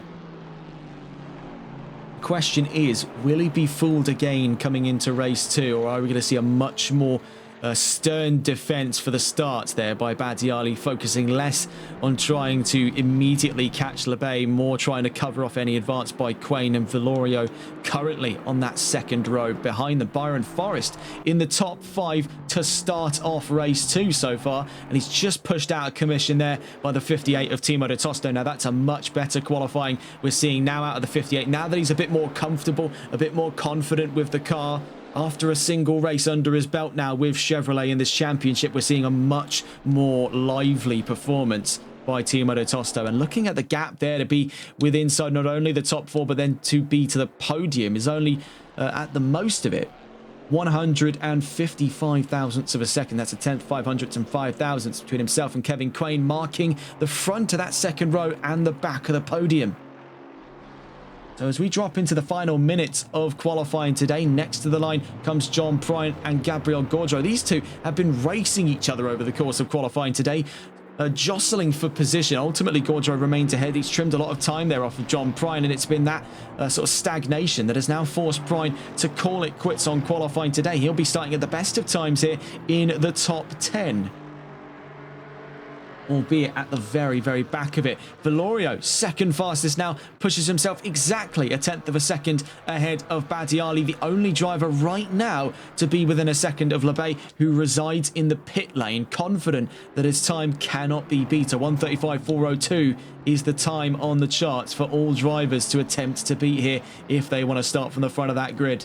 And that is a tall, tall order right now when we're seeing drivers like Badiali, like Valorio, who in their own rights would absolutely crush qualifying sessions, struggle as they are to find even a 10th between each other, let alone to pole position. But a man who does find it was one long prophesied to be alongside Lebay. Timo de Tosto finds finds himself within, I should say, 9 tenths of a second. That's 8 tenths, 900ths and 8 thousandths to pole position. Now the closest to that leading Chevrolet starts on what could be an all Chevy front row here in Zolder. The drivers on their final flying laps here. The number 5 next to the line, Richard Cecil from 8th, crosses the line, stays there. Byron Forrest to the line, crosses the line and stays there, but he's got just enough time for one more flying lap, and that seems to be the same story for Richard Cecil. We may have counted them out a little too early here. The number 3 dives for the pit lane. That's Gabriel Gaudreau at the end of qualifying. Looks to start things in the best of times at 13th. For race 2 today. The 998 down to the line to the final foray for Giovanni Battiali to the line. It's second fastest for the 998 there. Better late than never for Mercedes to interrupt the balance of Chevrolet. What could have been a Chevy 1-2 could still yet turn around to being a Chevy 1-2. But it all rides on the shoulders of the 58 currently heading down towards Boulderberg-Harshfield-Bock. Next to the line comes the 607. Kevin Quain has had a solid qualifying today by all accounts. To the line he comes, starts 5th. Then the number 6 from behind.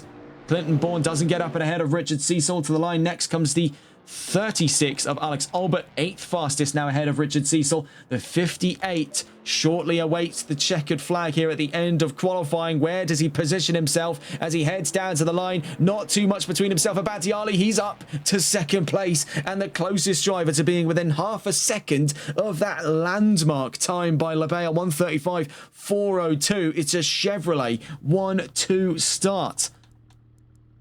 One final message to be sent, though, by Cecil. He was forced down by Albert, but there you can see one little slip over the start of turn 10, and that's his qualifying chances over. Cecil starts 9th. We'll get a full look at that grid in a moment's time, but what a dramatic exit to qualifying 2. Definitely following on what was already a tough act out of Quali 1 and Race 1. This is set to be a fantastic round on our hands coming up very, very shortly here in Zolder to cap off round 7 of the championship. Of course, just taking a look at the calendar, we're here in Zolder right now. We're heading on to the final of our 30-minute races before we close out today's broadcast. You'll be seeing us next for the GT4 Pro-Am Cup America Series next week for the season finale at Misano.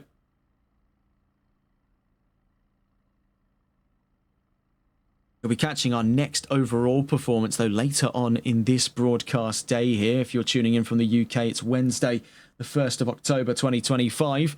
For our American viewers or our viewers from overseas, you'll be tuning in tomorrow for the next broadcast, that being VSR Phoenix Season 9, Rounds 8 and 9 at the Donington Park circuit. That is going to be a mighty one indeed. Do thoroughly look forward to that. So, Christian LeBay on a second in a row pole position, but a surprise for Timo de Tosto. Better late than never. After a lackluster first quali, he turns it around into a blindsiding second quali. Second fastest for a Chevy 1-2 start. Giovanni Battiali relegated to the back of the podium, with Anthony Valorio rounding out the second row. 4th place for the 41. Kevin Quain in 5th, Byron Forrest in 6th, Karl Martel 7th, Alex Albert in 8th, Richard Cecil 9th, and Clinton Bourne in the top 10. John Prine in 11th, Julio Bahena in 12th, Gabriel Gaudreau in 13th, Fabiano Bartoletti in 14th, Richard Lynch in 15th, Carl David Bourdreau 16th, Christophe Dupois 17th, and Andrew Veldkamp in 18th position. Now, I really do want to get a look on here with our top 5, because that is nuclear hostility we're seeing now. LeBay, De Tosto, Battiali, Valorio, Quain, 5 reputable names in this championship who take absolutely zero prisoner. If any of them stand a chance to stay close to LeBay, it'll be because they chose to work together on this one, because the moment you let the 119 slip, it is gone with the wind, as we saw over the course of race 1. 25.7 seconds, that finishing margin by LeBay to the nearest car on track. I believe that to be at the end of that was Battiali, if I'm not mistaken.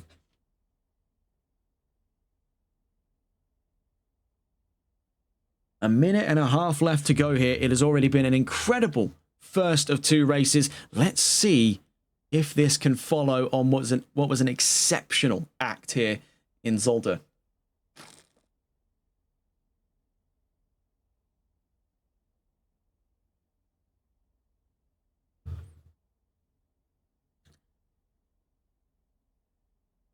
Now, we've seen that 100% win rate from pole has been continuously was it exemplified on track. by Christian Lebay. He maintains that 100% win rate from pole.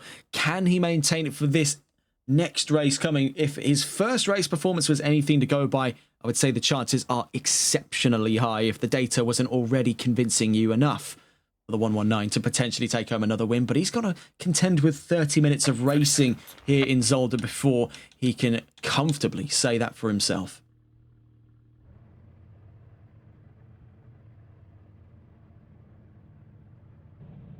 And so looking at what the margins have to be at the end of this round between the top two. So currently the gap between first and second actually before, sorry, race one was 34 points. The maximum amount of points per race is 34. That is a race win and a fastest lap. Now, if I just quickly crunch the numbers here based off of the scoring charts, we'll bring that up on the right-hand side here. You can see it's incredibly tight. 33, 30, 27, 24, 21, 19, 17, 15, 13, 11. Then with a single point for that fastest lap. So that is a very, very tight point spread. And I think that's what's kept these drivers so close to one another, despite what was an undoubted era, 7 races back-to-back at the start of this season, where Lebay was taking victories. And he's back to taking scalps now here in Zolder. He took no prisoner on that last race, so there was a lot standing to reason that he could cement the championship here. Now, he gained 34 points at the end of that round. So I'm going to crunch some numbers real quick. We'll stay on board with Christian Lebay over the course of this formation lap for race 2 today.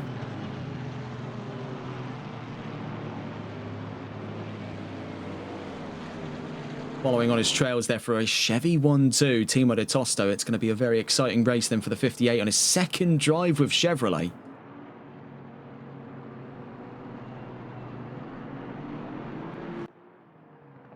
So looking at it here, Valorio ended up finishing 3rd, so that would have been 30 points.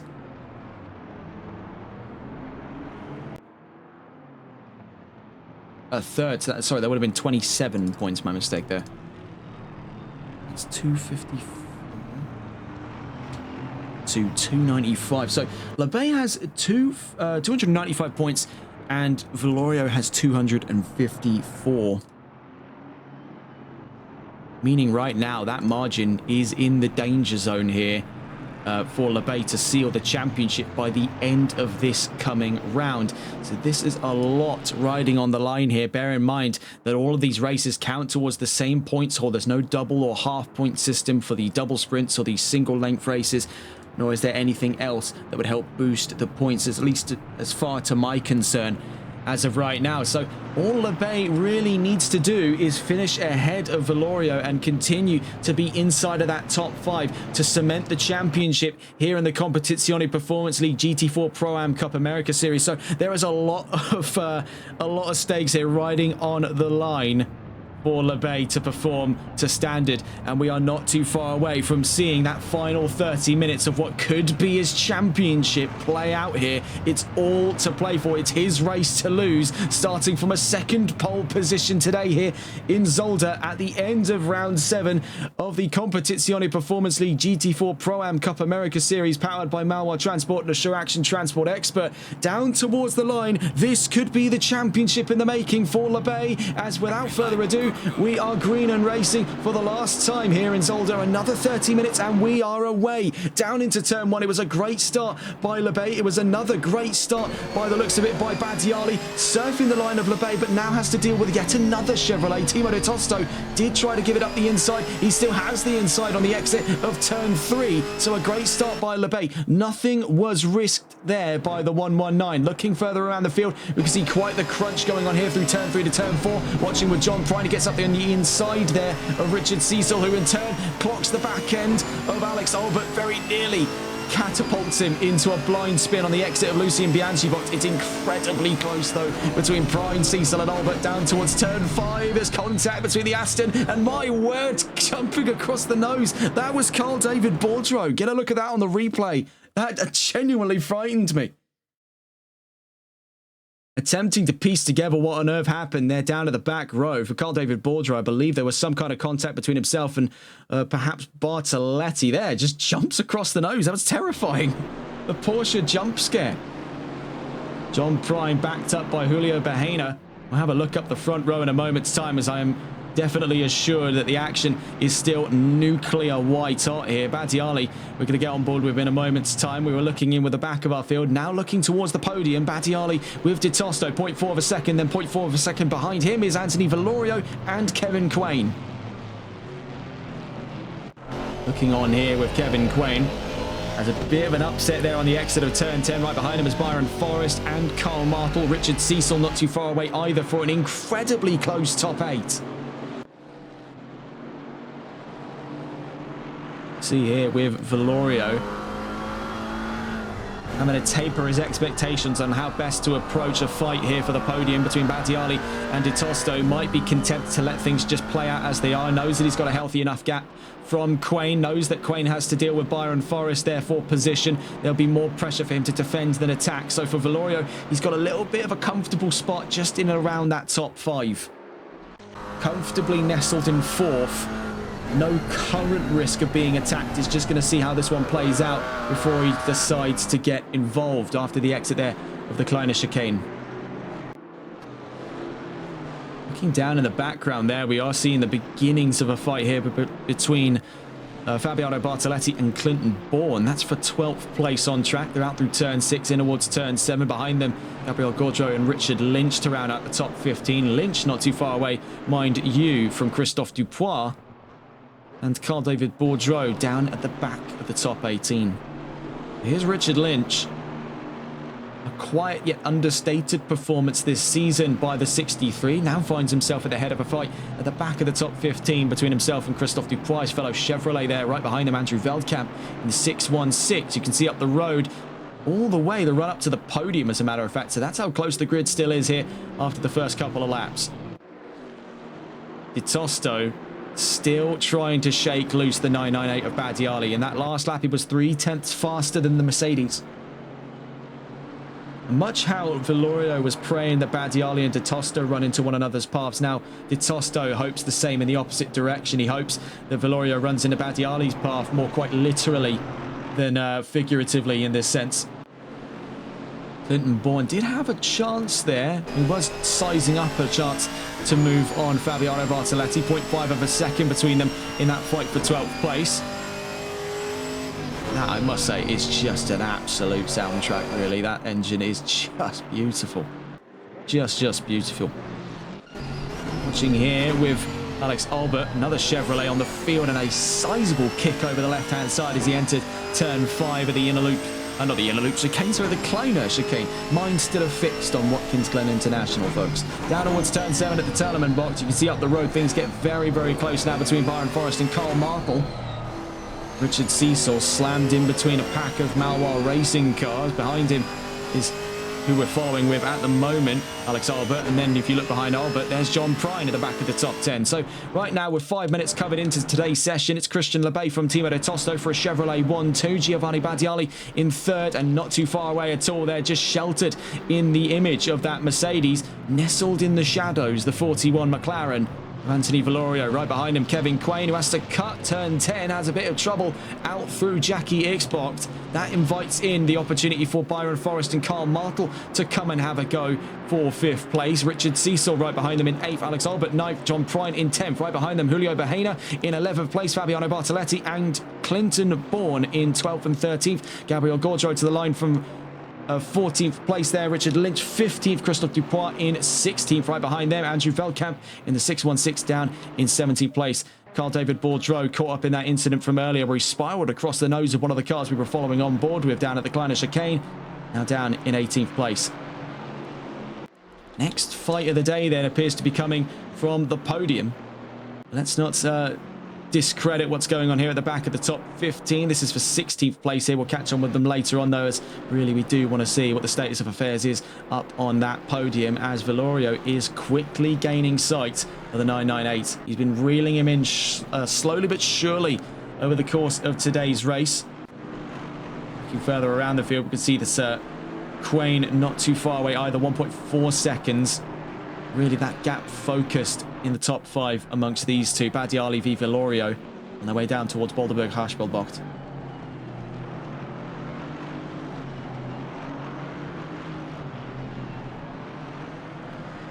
Around the field as well, see Julio Bahena not too far from being within a shout of a top 10 here. So just taking a look at Bahena's results over the course of the season, Bahena finds himself right now outside of that top 20. He's in 21st in the championship. Best result of the season so far has been 14th place. So he is looking for a career best here. Better late than never for the number 18 McLaren right now. Got himself clear of the fight going on right behind him. Fabiano Bartoletti versus Clinton Bourne. Let's keep an eye on these two here. We're on with the Aston Martin of Fabiano Bartoletti. It's contact down into turn 1. It's all gone sour the moment we take a look on board. Clinton Bourne gives the position back, which is definitely fair play there amongst these two competitors. They've been keeping things very rough but very fair. Down into turn 1, I think that was just a case really where he tried for the inside. I don't think he was expecting the Aston to go so early on the brakes. And that crossed wires has left these two out of pocket here because they're now 5 seconds down the road from Julio Bahena, down in 12th and 13th, and actually not too far away at all from Gabriel Gaudreau's line of sight. The number 3 eyeing them up from 14th place.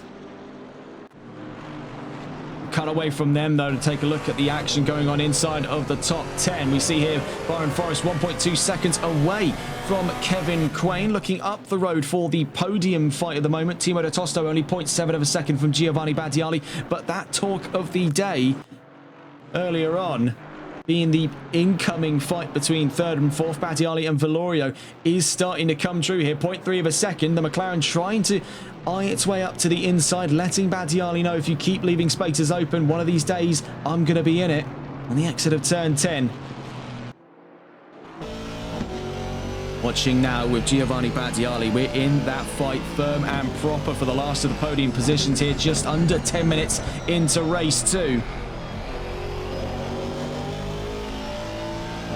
You can see just ducking around in the mirrors on that Mercedes. It is an omnipresent sight over his rear view, being the 41 of Anthony Velorio. Now this could accelerate very quickly into being the fight for second place if Timo de Tosto can't get a wriggle on in that 58 Chevrolet.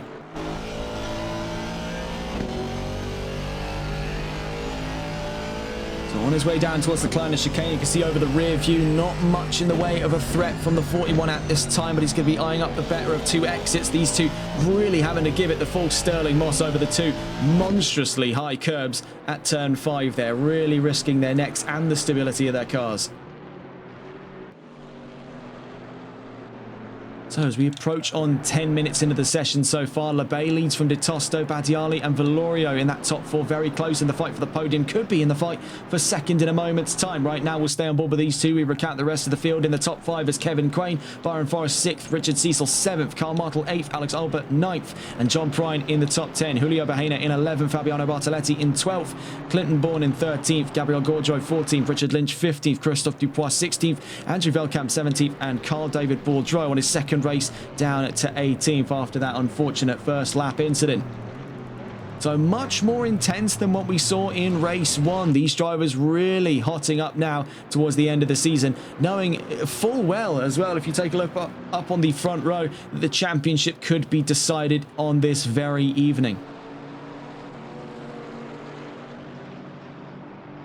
We crunch the numbers in the background just to give you some context as well. We stay on board with Badiali v Velorio. Badiali in the Mercedes, Velorio in the McLaren, and the Chevrolet in front of them there, Timo de Tosto in the 58. These two very nearly get side by side down through turn 4. Now, we crunched the numbers earlier on the potential odds here for the championship. Right now, where they stand out of race 1 based off the points they got, Lebay got the race win and the fastest lap, and Velorio finished 3rd in that race, if memory serves correctly. That puts the gap at 41 points. Now, the maximum amount of points you can get out of each round, including these two races today, is 34 points apiece. That's the race win, 33 points, plus the fastest lap, which is 1 point. So right now, if that gap gets any larger, already it's large enough to where if Velorio cannot reel this back into somehow getting a race win in the next 19 minutes, his run of the championship is over.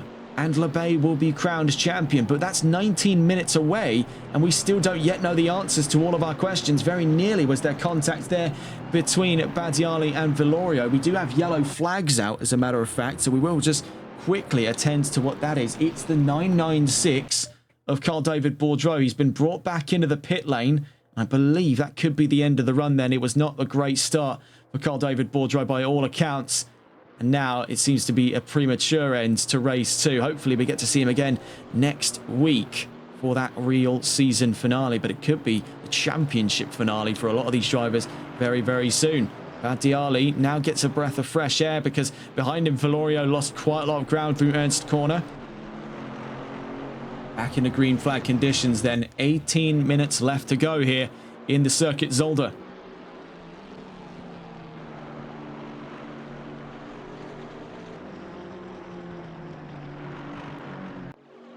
And so we discussed Badiali being in that fight for third. I now want to put on the table here that he could be in that fight for second, because you can see, if I can get my words out, because you can see just how close he is getting the gap now to Timo de Tosto. Now, I want to point out that this has been a fantastic defensive performance so far by de Tosto. He's been keeping to his line. He's been very consistent.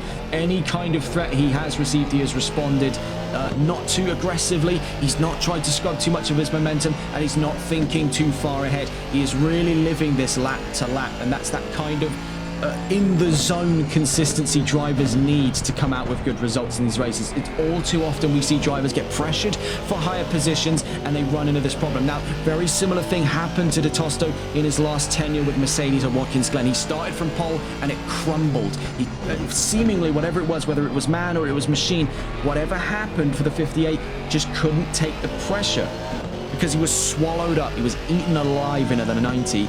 I've never seen a start quite like that. But we are seeing a broadly different Timo de Tosto, where he's made one mistake. That's fair enough. But I imagine he's been saying, you're never going to see that again. That really does seem to be his style. He will make a mistake, and all of these drivers will no doubt make a mistake. But in the case of de Tosto, the moment he gets his footing right after a mistake, you'll never see it happen again. And we're seeing that right now.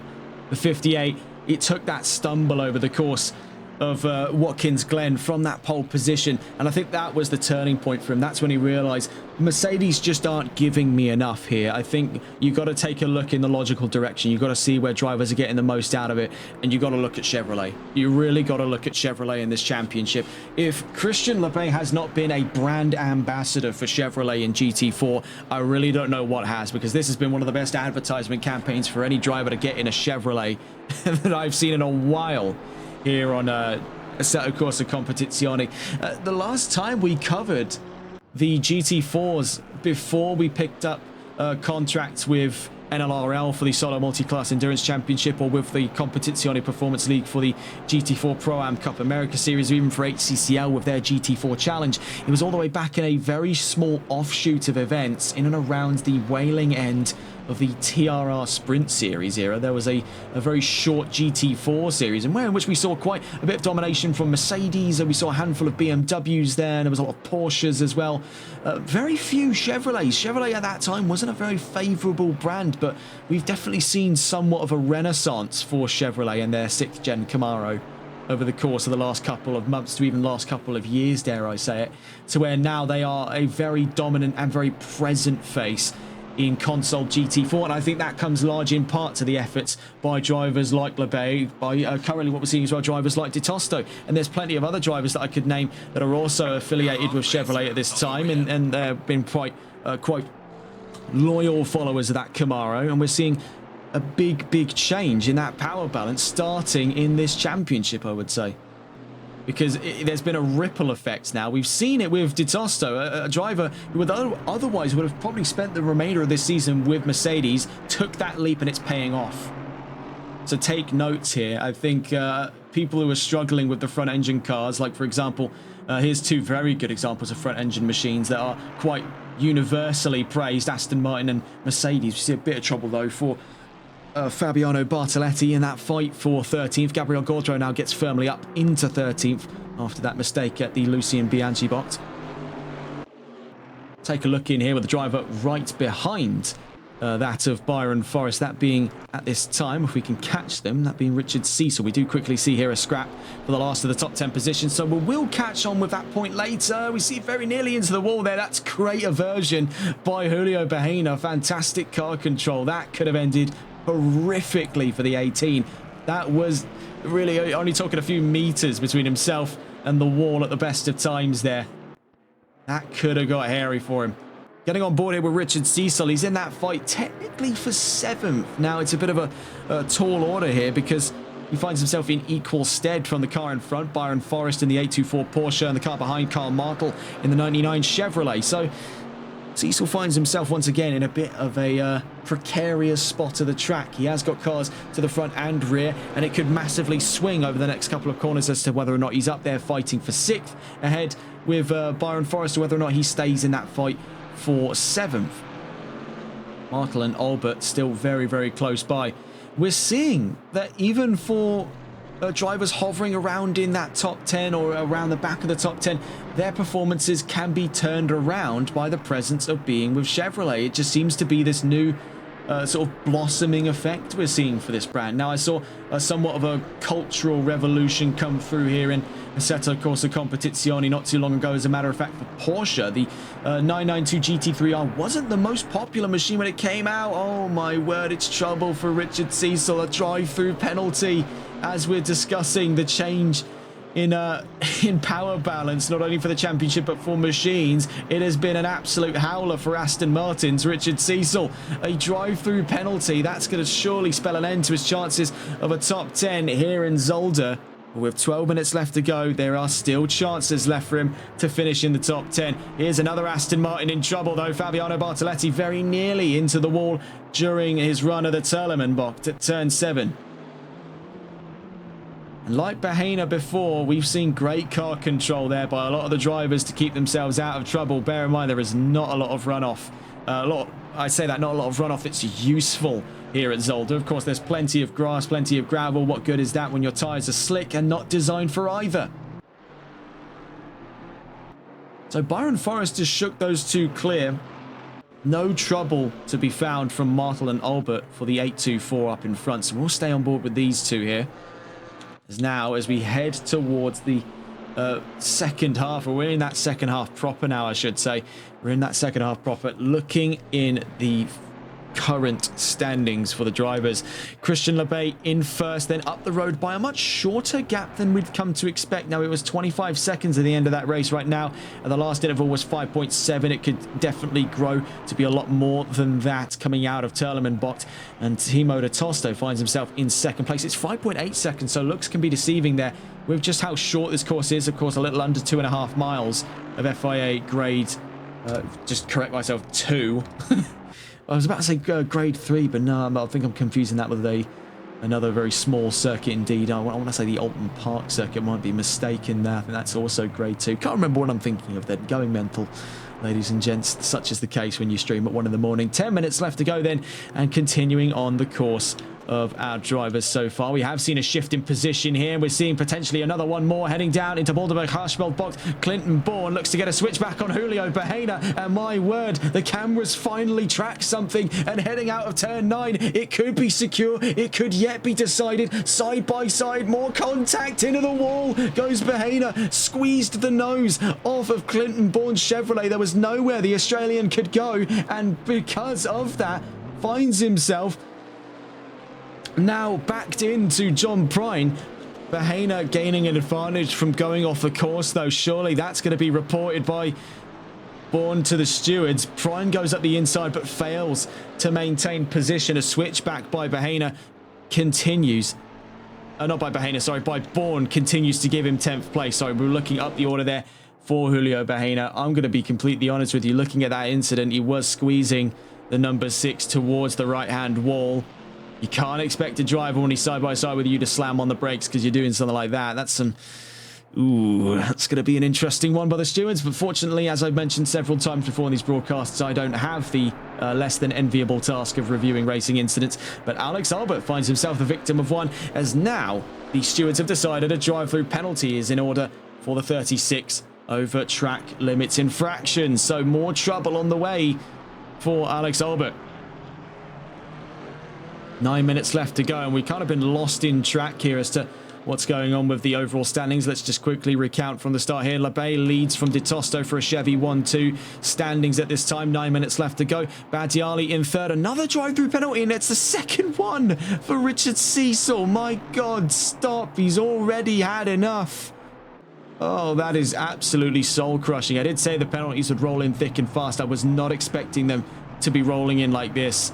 More on that in a moment. De Tosto second, Badiali third, Valorio fourth, Quain fifth, Forrest in sixth, Martel seventh, Albert's into the pit, so Bahena will be up to eighth, Bourne will be up to ninth, Prine up to 10th, Gaudreau up to 11th by the looks of it. Bartoletti could be close enough to be up into 12th. Richard Cecil's into the pit lane from 14th.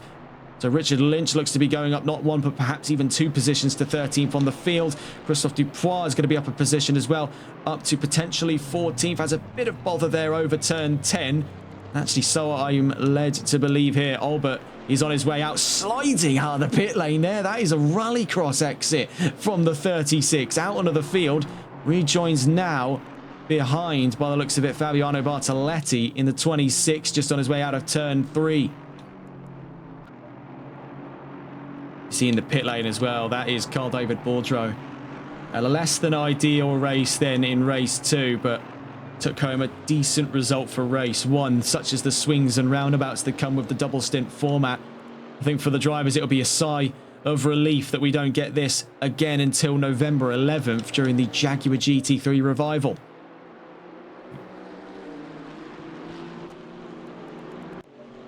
You see at the moment Clinton Bourne 1.4 seconds from Julio Bahena. Now these two are already in quite a spirited rivalry as it stands right now over that incident heading out of turn 9 on this very section of the track, as a matter of fact, down towards turn 10 where that McLaren started drifting across the nose of the number 6. Bourne wouldn't yield, not that he had to, and they found themselves into a bit of an incident in which Bahena cut this chicane. Again, not sure that there was an option for him to not, given the momentum he was carrying, violently snapping the car away from the wall. But at the same time, did not forfeit position for gaining advantage on track. Now, that is a dicey one. A very dicey one indeed. There are plenty of angles to consider in all of this. Not that I think we'll have to consider much longer because of the McLaren right now, because of the stunted performance, so it seems, after that incident, clearly some damage is hampering the 18's ability to keep distance from Clinton Bourne, because they could be resolving this one in the thick of it on track here with 6 minutes left to go. So definitely want to keep an eye on at this time. 0.8 of a second at the last interval between Bourne and Bahena. Around the field, see Carl Martel not too far away from Julio Bahena. He's up in 7th place in the number 99. Barron Forrest up the road, Kevin Quain in 5th as well. These three could actually find themselves as a trifecta in the run for 7th place. Just under 6 minutes left to go. The 22, John Prine at the back of the top 10 is only 5 seconds away. So any kind of spillover invites in the 22 almost instantly.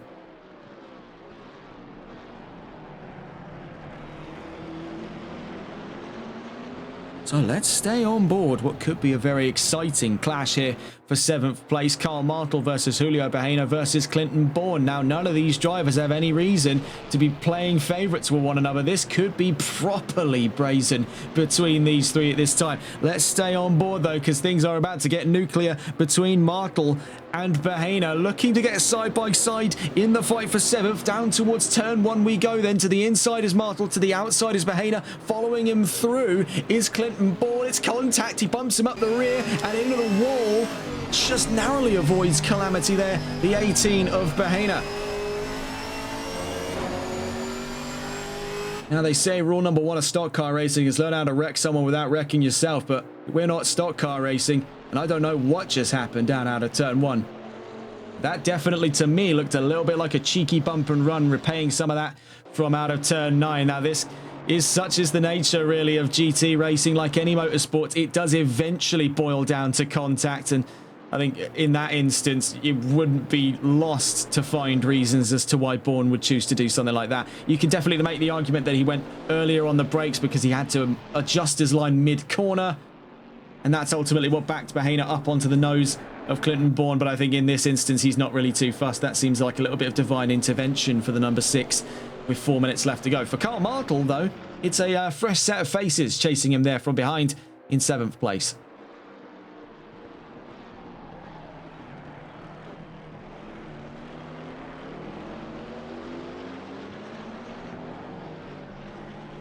So we'll catch up with these three later on. I don't think we've seen the end of it, folks. I really don't think we have. I think we're about to see a little bit of gloves off racing between those two. Bahena and Bourne, brazen rivals on the track right now here in Zolder with just under 4 minutes left to go. This is all in the decision for 8th place.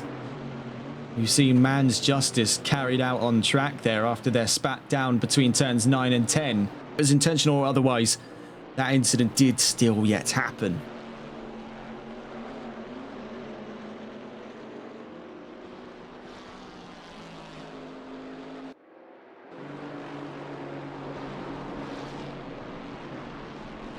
So following with these two still on their way down through turn 5.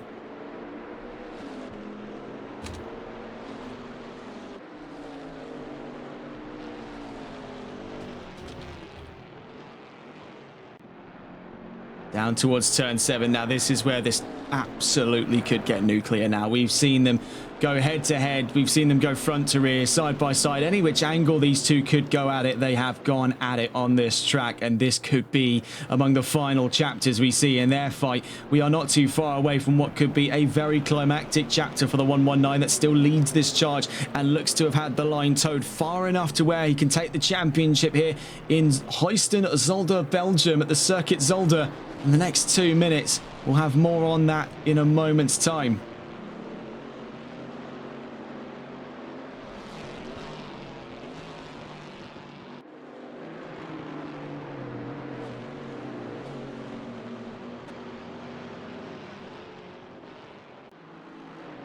So as we are not too far away from those final laps, we stay on board for the time being with Bahena v Bourne in that fight for 8th. See that Bourne is actually gaining ground here up towards Martel. Let's see if we can catch on board with either of these two as we take a look around the field. See that Di Tosto and Badiali only a second apart from one another. So that chance for second place still up for grabs here between what has been great defensive performance by Di Tosto, what has been a fantastic offensive performance by Badiali, but ultimately it is the case that you're about to see the unstoppable force meeting the immovable object, and up the road by just under 8 seconds, Lebay goes on to what is going to be the final lap here in Zolder here in round 7 on what could be defining chapters of his career. 119 takes onto the final lap, so we are among the final chapters on what has been a well-chaptered championship here in the Competizione Performance League GT4 Pro-Am Cup America Series. It all has to come to an end at some point, and we could be seeing those final pieces of the puzzle fall in on the championship decider. Right now, quickly checking in with Clinton. Bourne now gets his hands full with a fight with Karl Martel for company there for 7th place. We stay on board just briefly with Bourne as we have quite the bit of news by where it stands right now to come out with in a moment's time. Bourne now onto the final lap with Martel right in front of him. Bahena not too far away either. A little bit of out of line, not contact I should say, a little bit out of line running there for turn 10 between the two Chevys.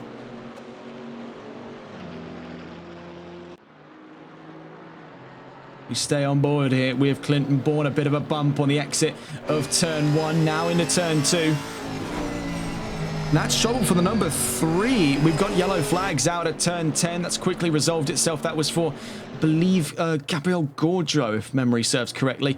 But we won't have much more time to think about it, because with these two continuing their fight for 7th, the fight for the championship lead is about to draw down to nil. We can see the fight on the podium still roaring on, but roaring to the line for the last time for championship endeavour defining points here. The checkered flag drops for the 2nd time here in Zolder, and it has been more than enough to celebrate the arrival of Christian Lebay. Not only does he win here in Zolder 2 times on the trot, but he is now numerically impossible to catch and is your Competizione Performance League GT4 champion.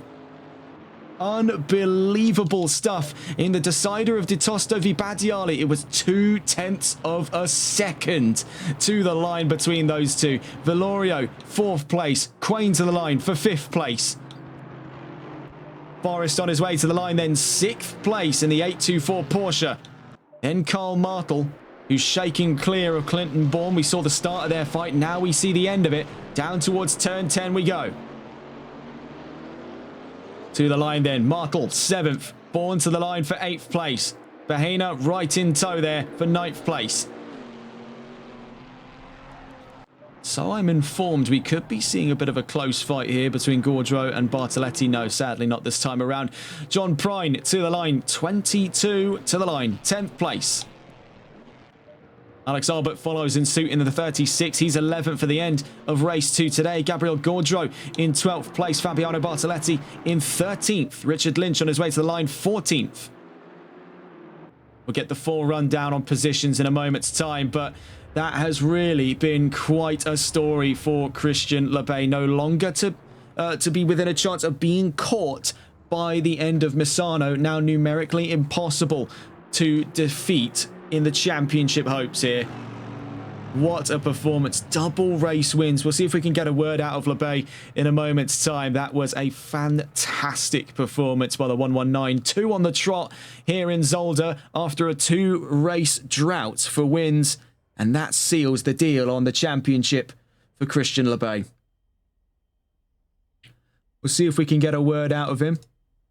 Of course, with the flurry of emotions currently in the 119, we're not entirely sure if we'll get a word down to the T here, but let's see if we can get a word out of him.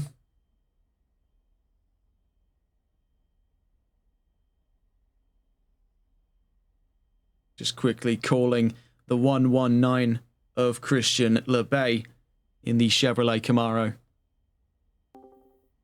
Hi there, Christian. Yes. It's Regan Clark from TRTN. How does it feel then? You are champion here in the Competizione Performance League GT4 Pro-Am Cup.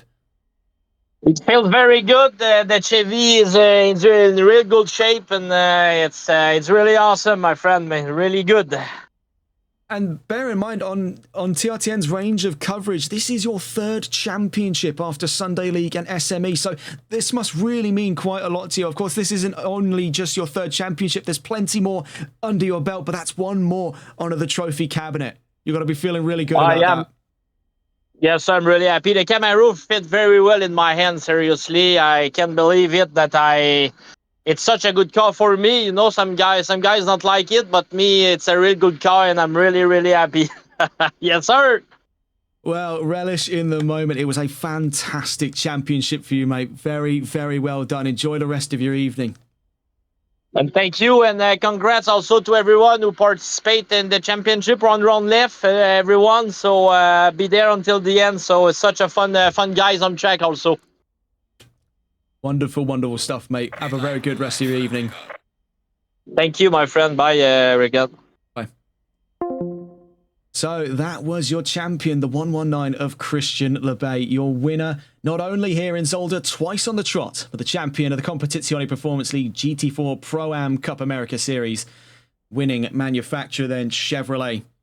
Looking at where we'll be then with only one more race left before the end of the season. With the championship wrapped up, all bets are off coming into Misano for 60 minutes of racing on October 7th, next Tuesday evening for our competitors and for our viewers in Europe and in the United Kingdom. It'll be at 1 in the morning on October 8th, 2025. Be there.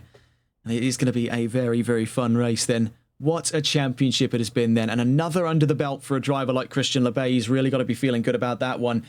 And what a performance he's had over the course of the season, bringing the tally of race wins up to 9 there before his championship came through. And it has been absolute domination by the 119 there. Only upset from the race win twice ever over the course of this championship. What a drive then. That's all from us here on TRTN. Have a wonderful rest of your evenings and take care. Good night.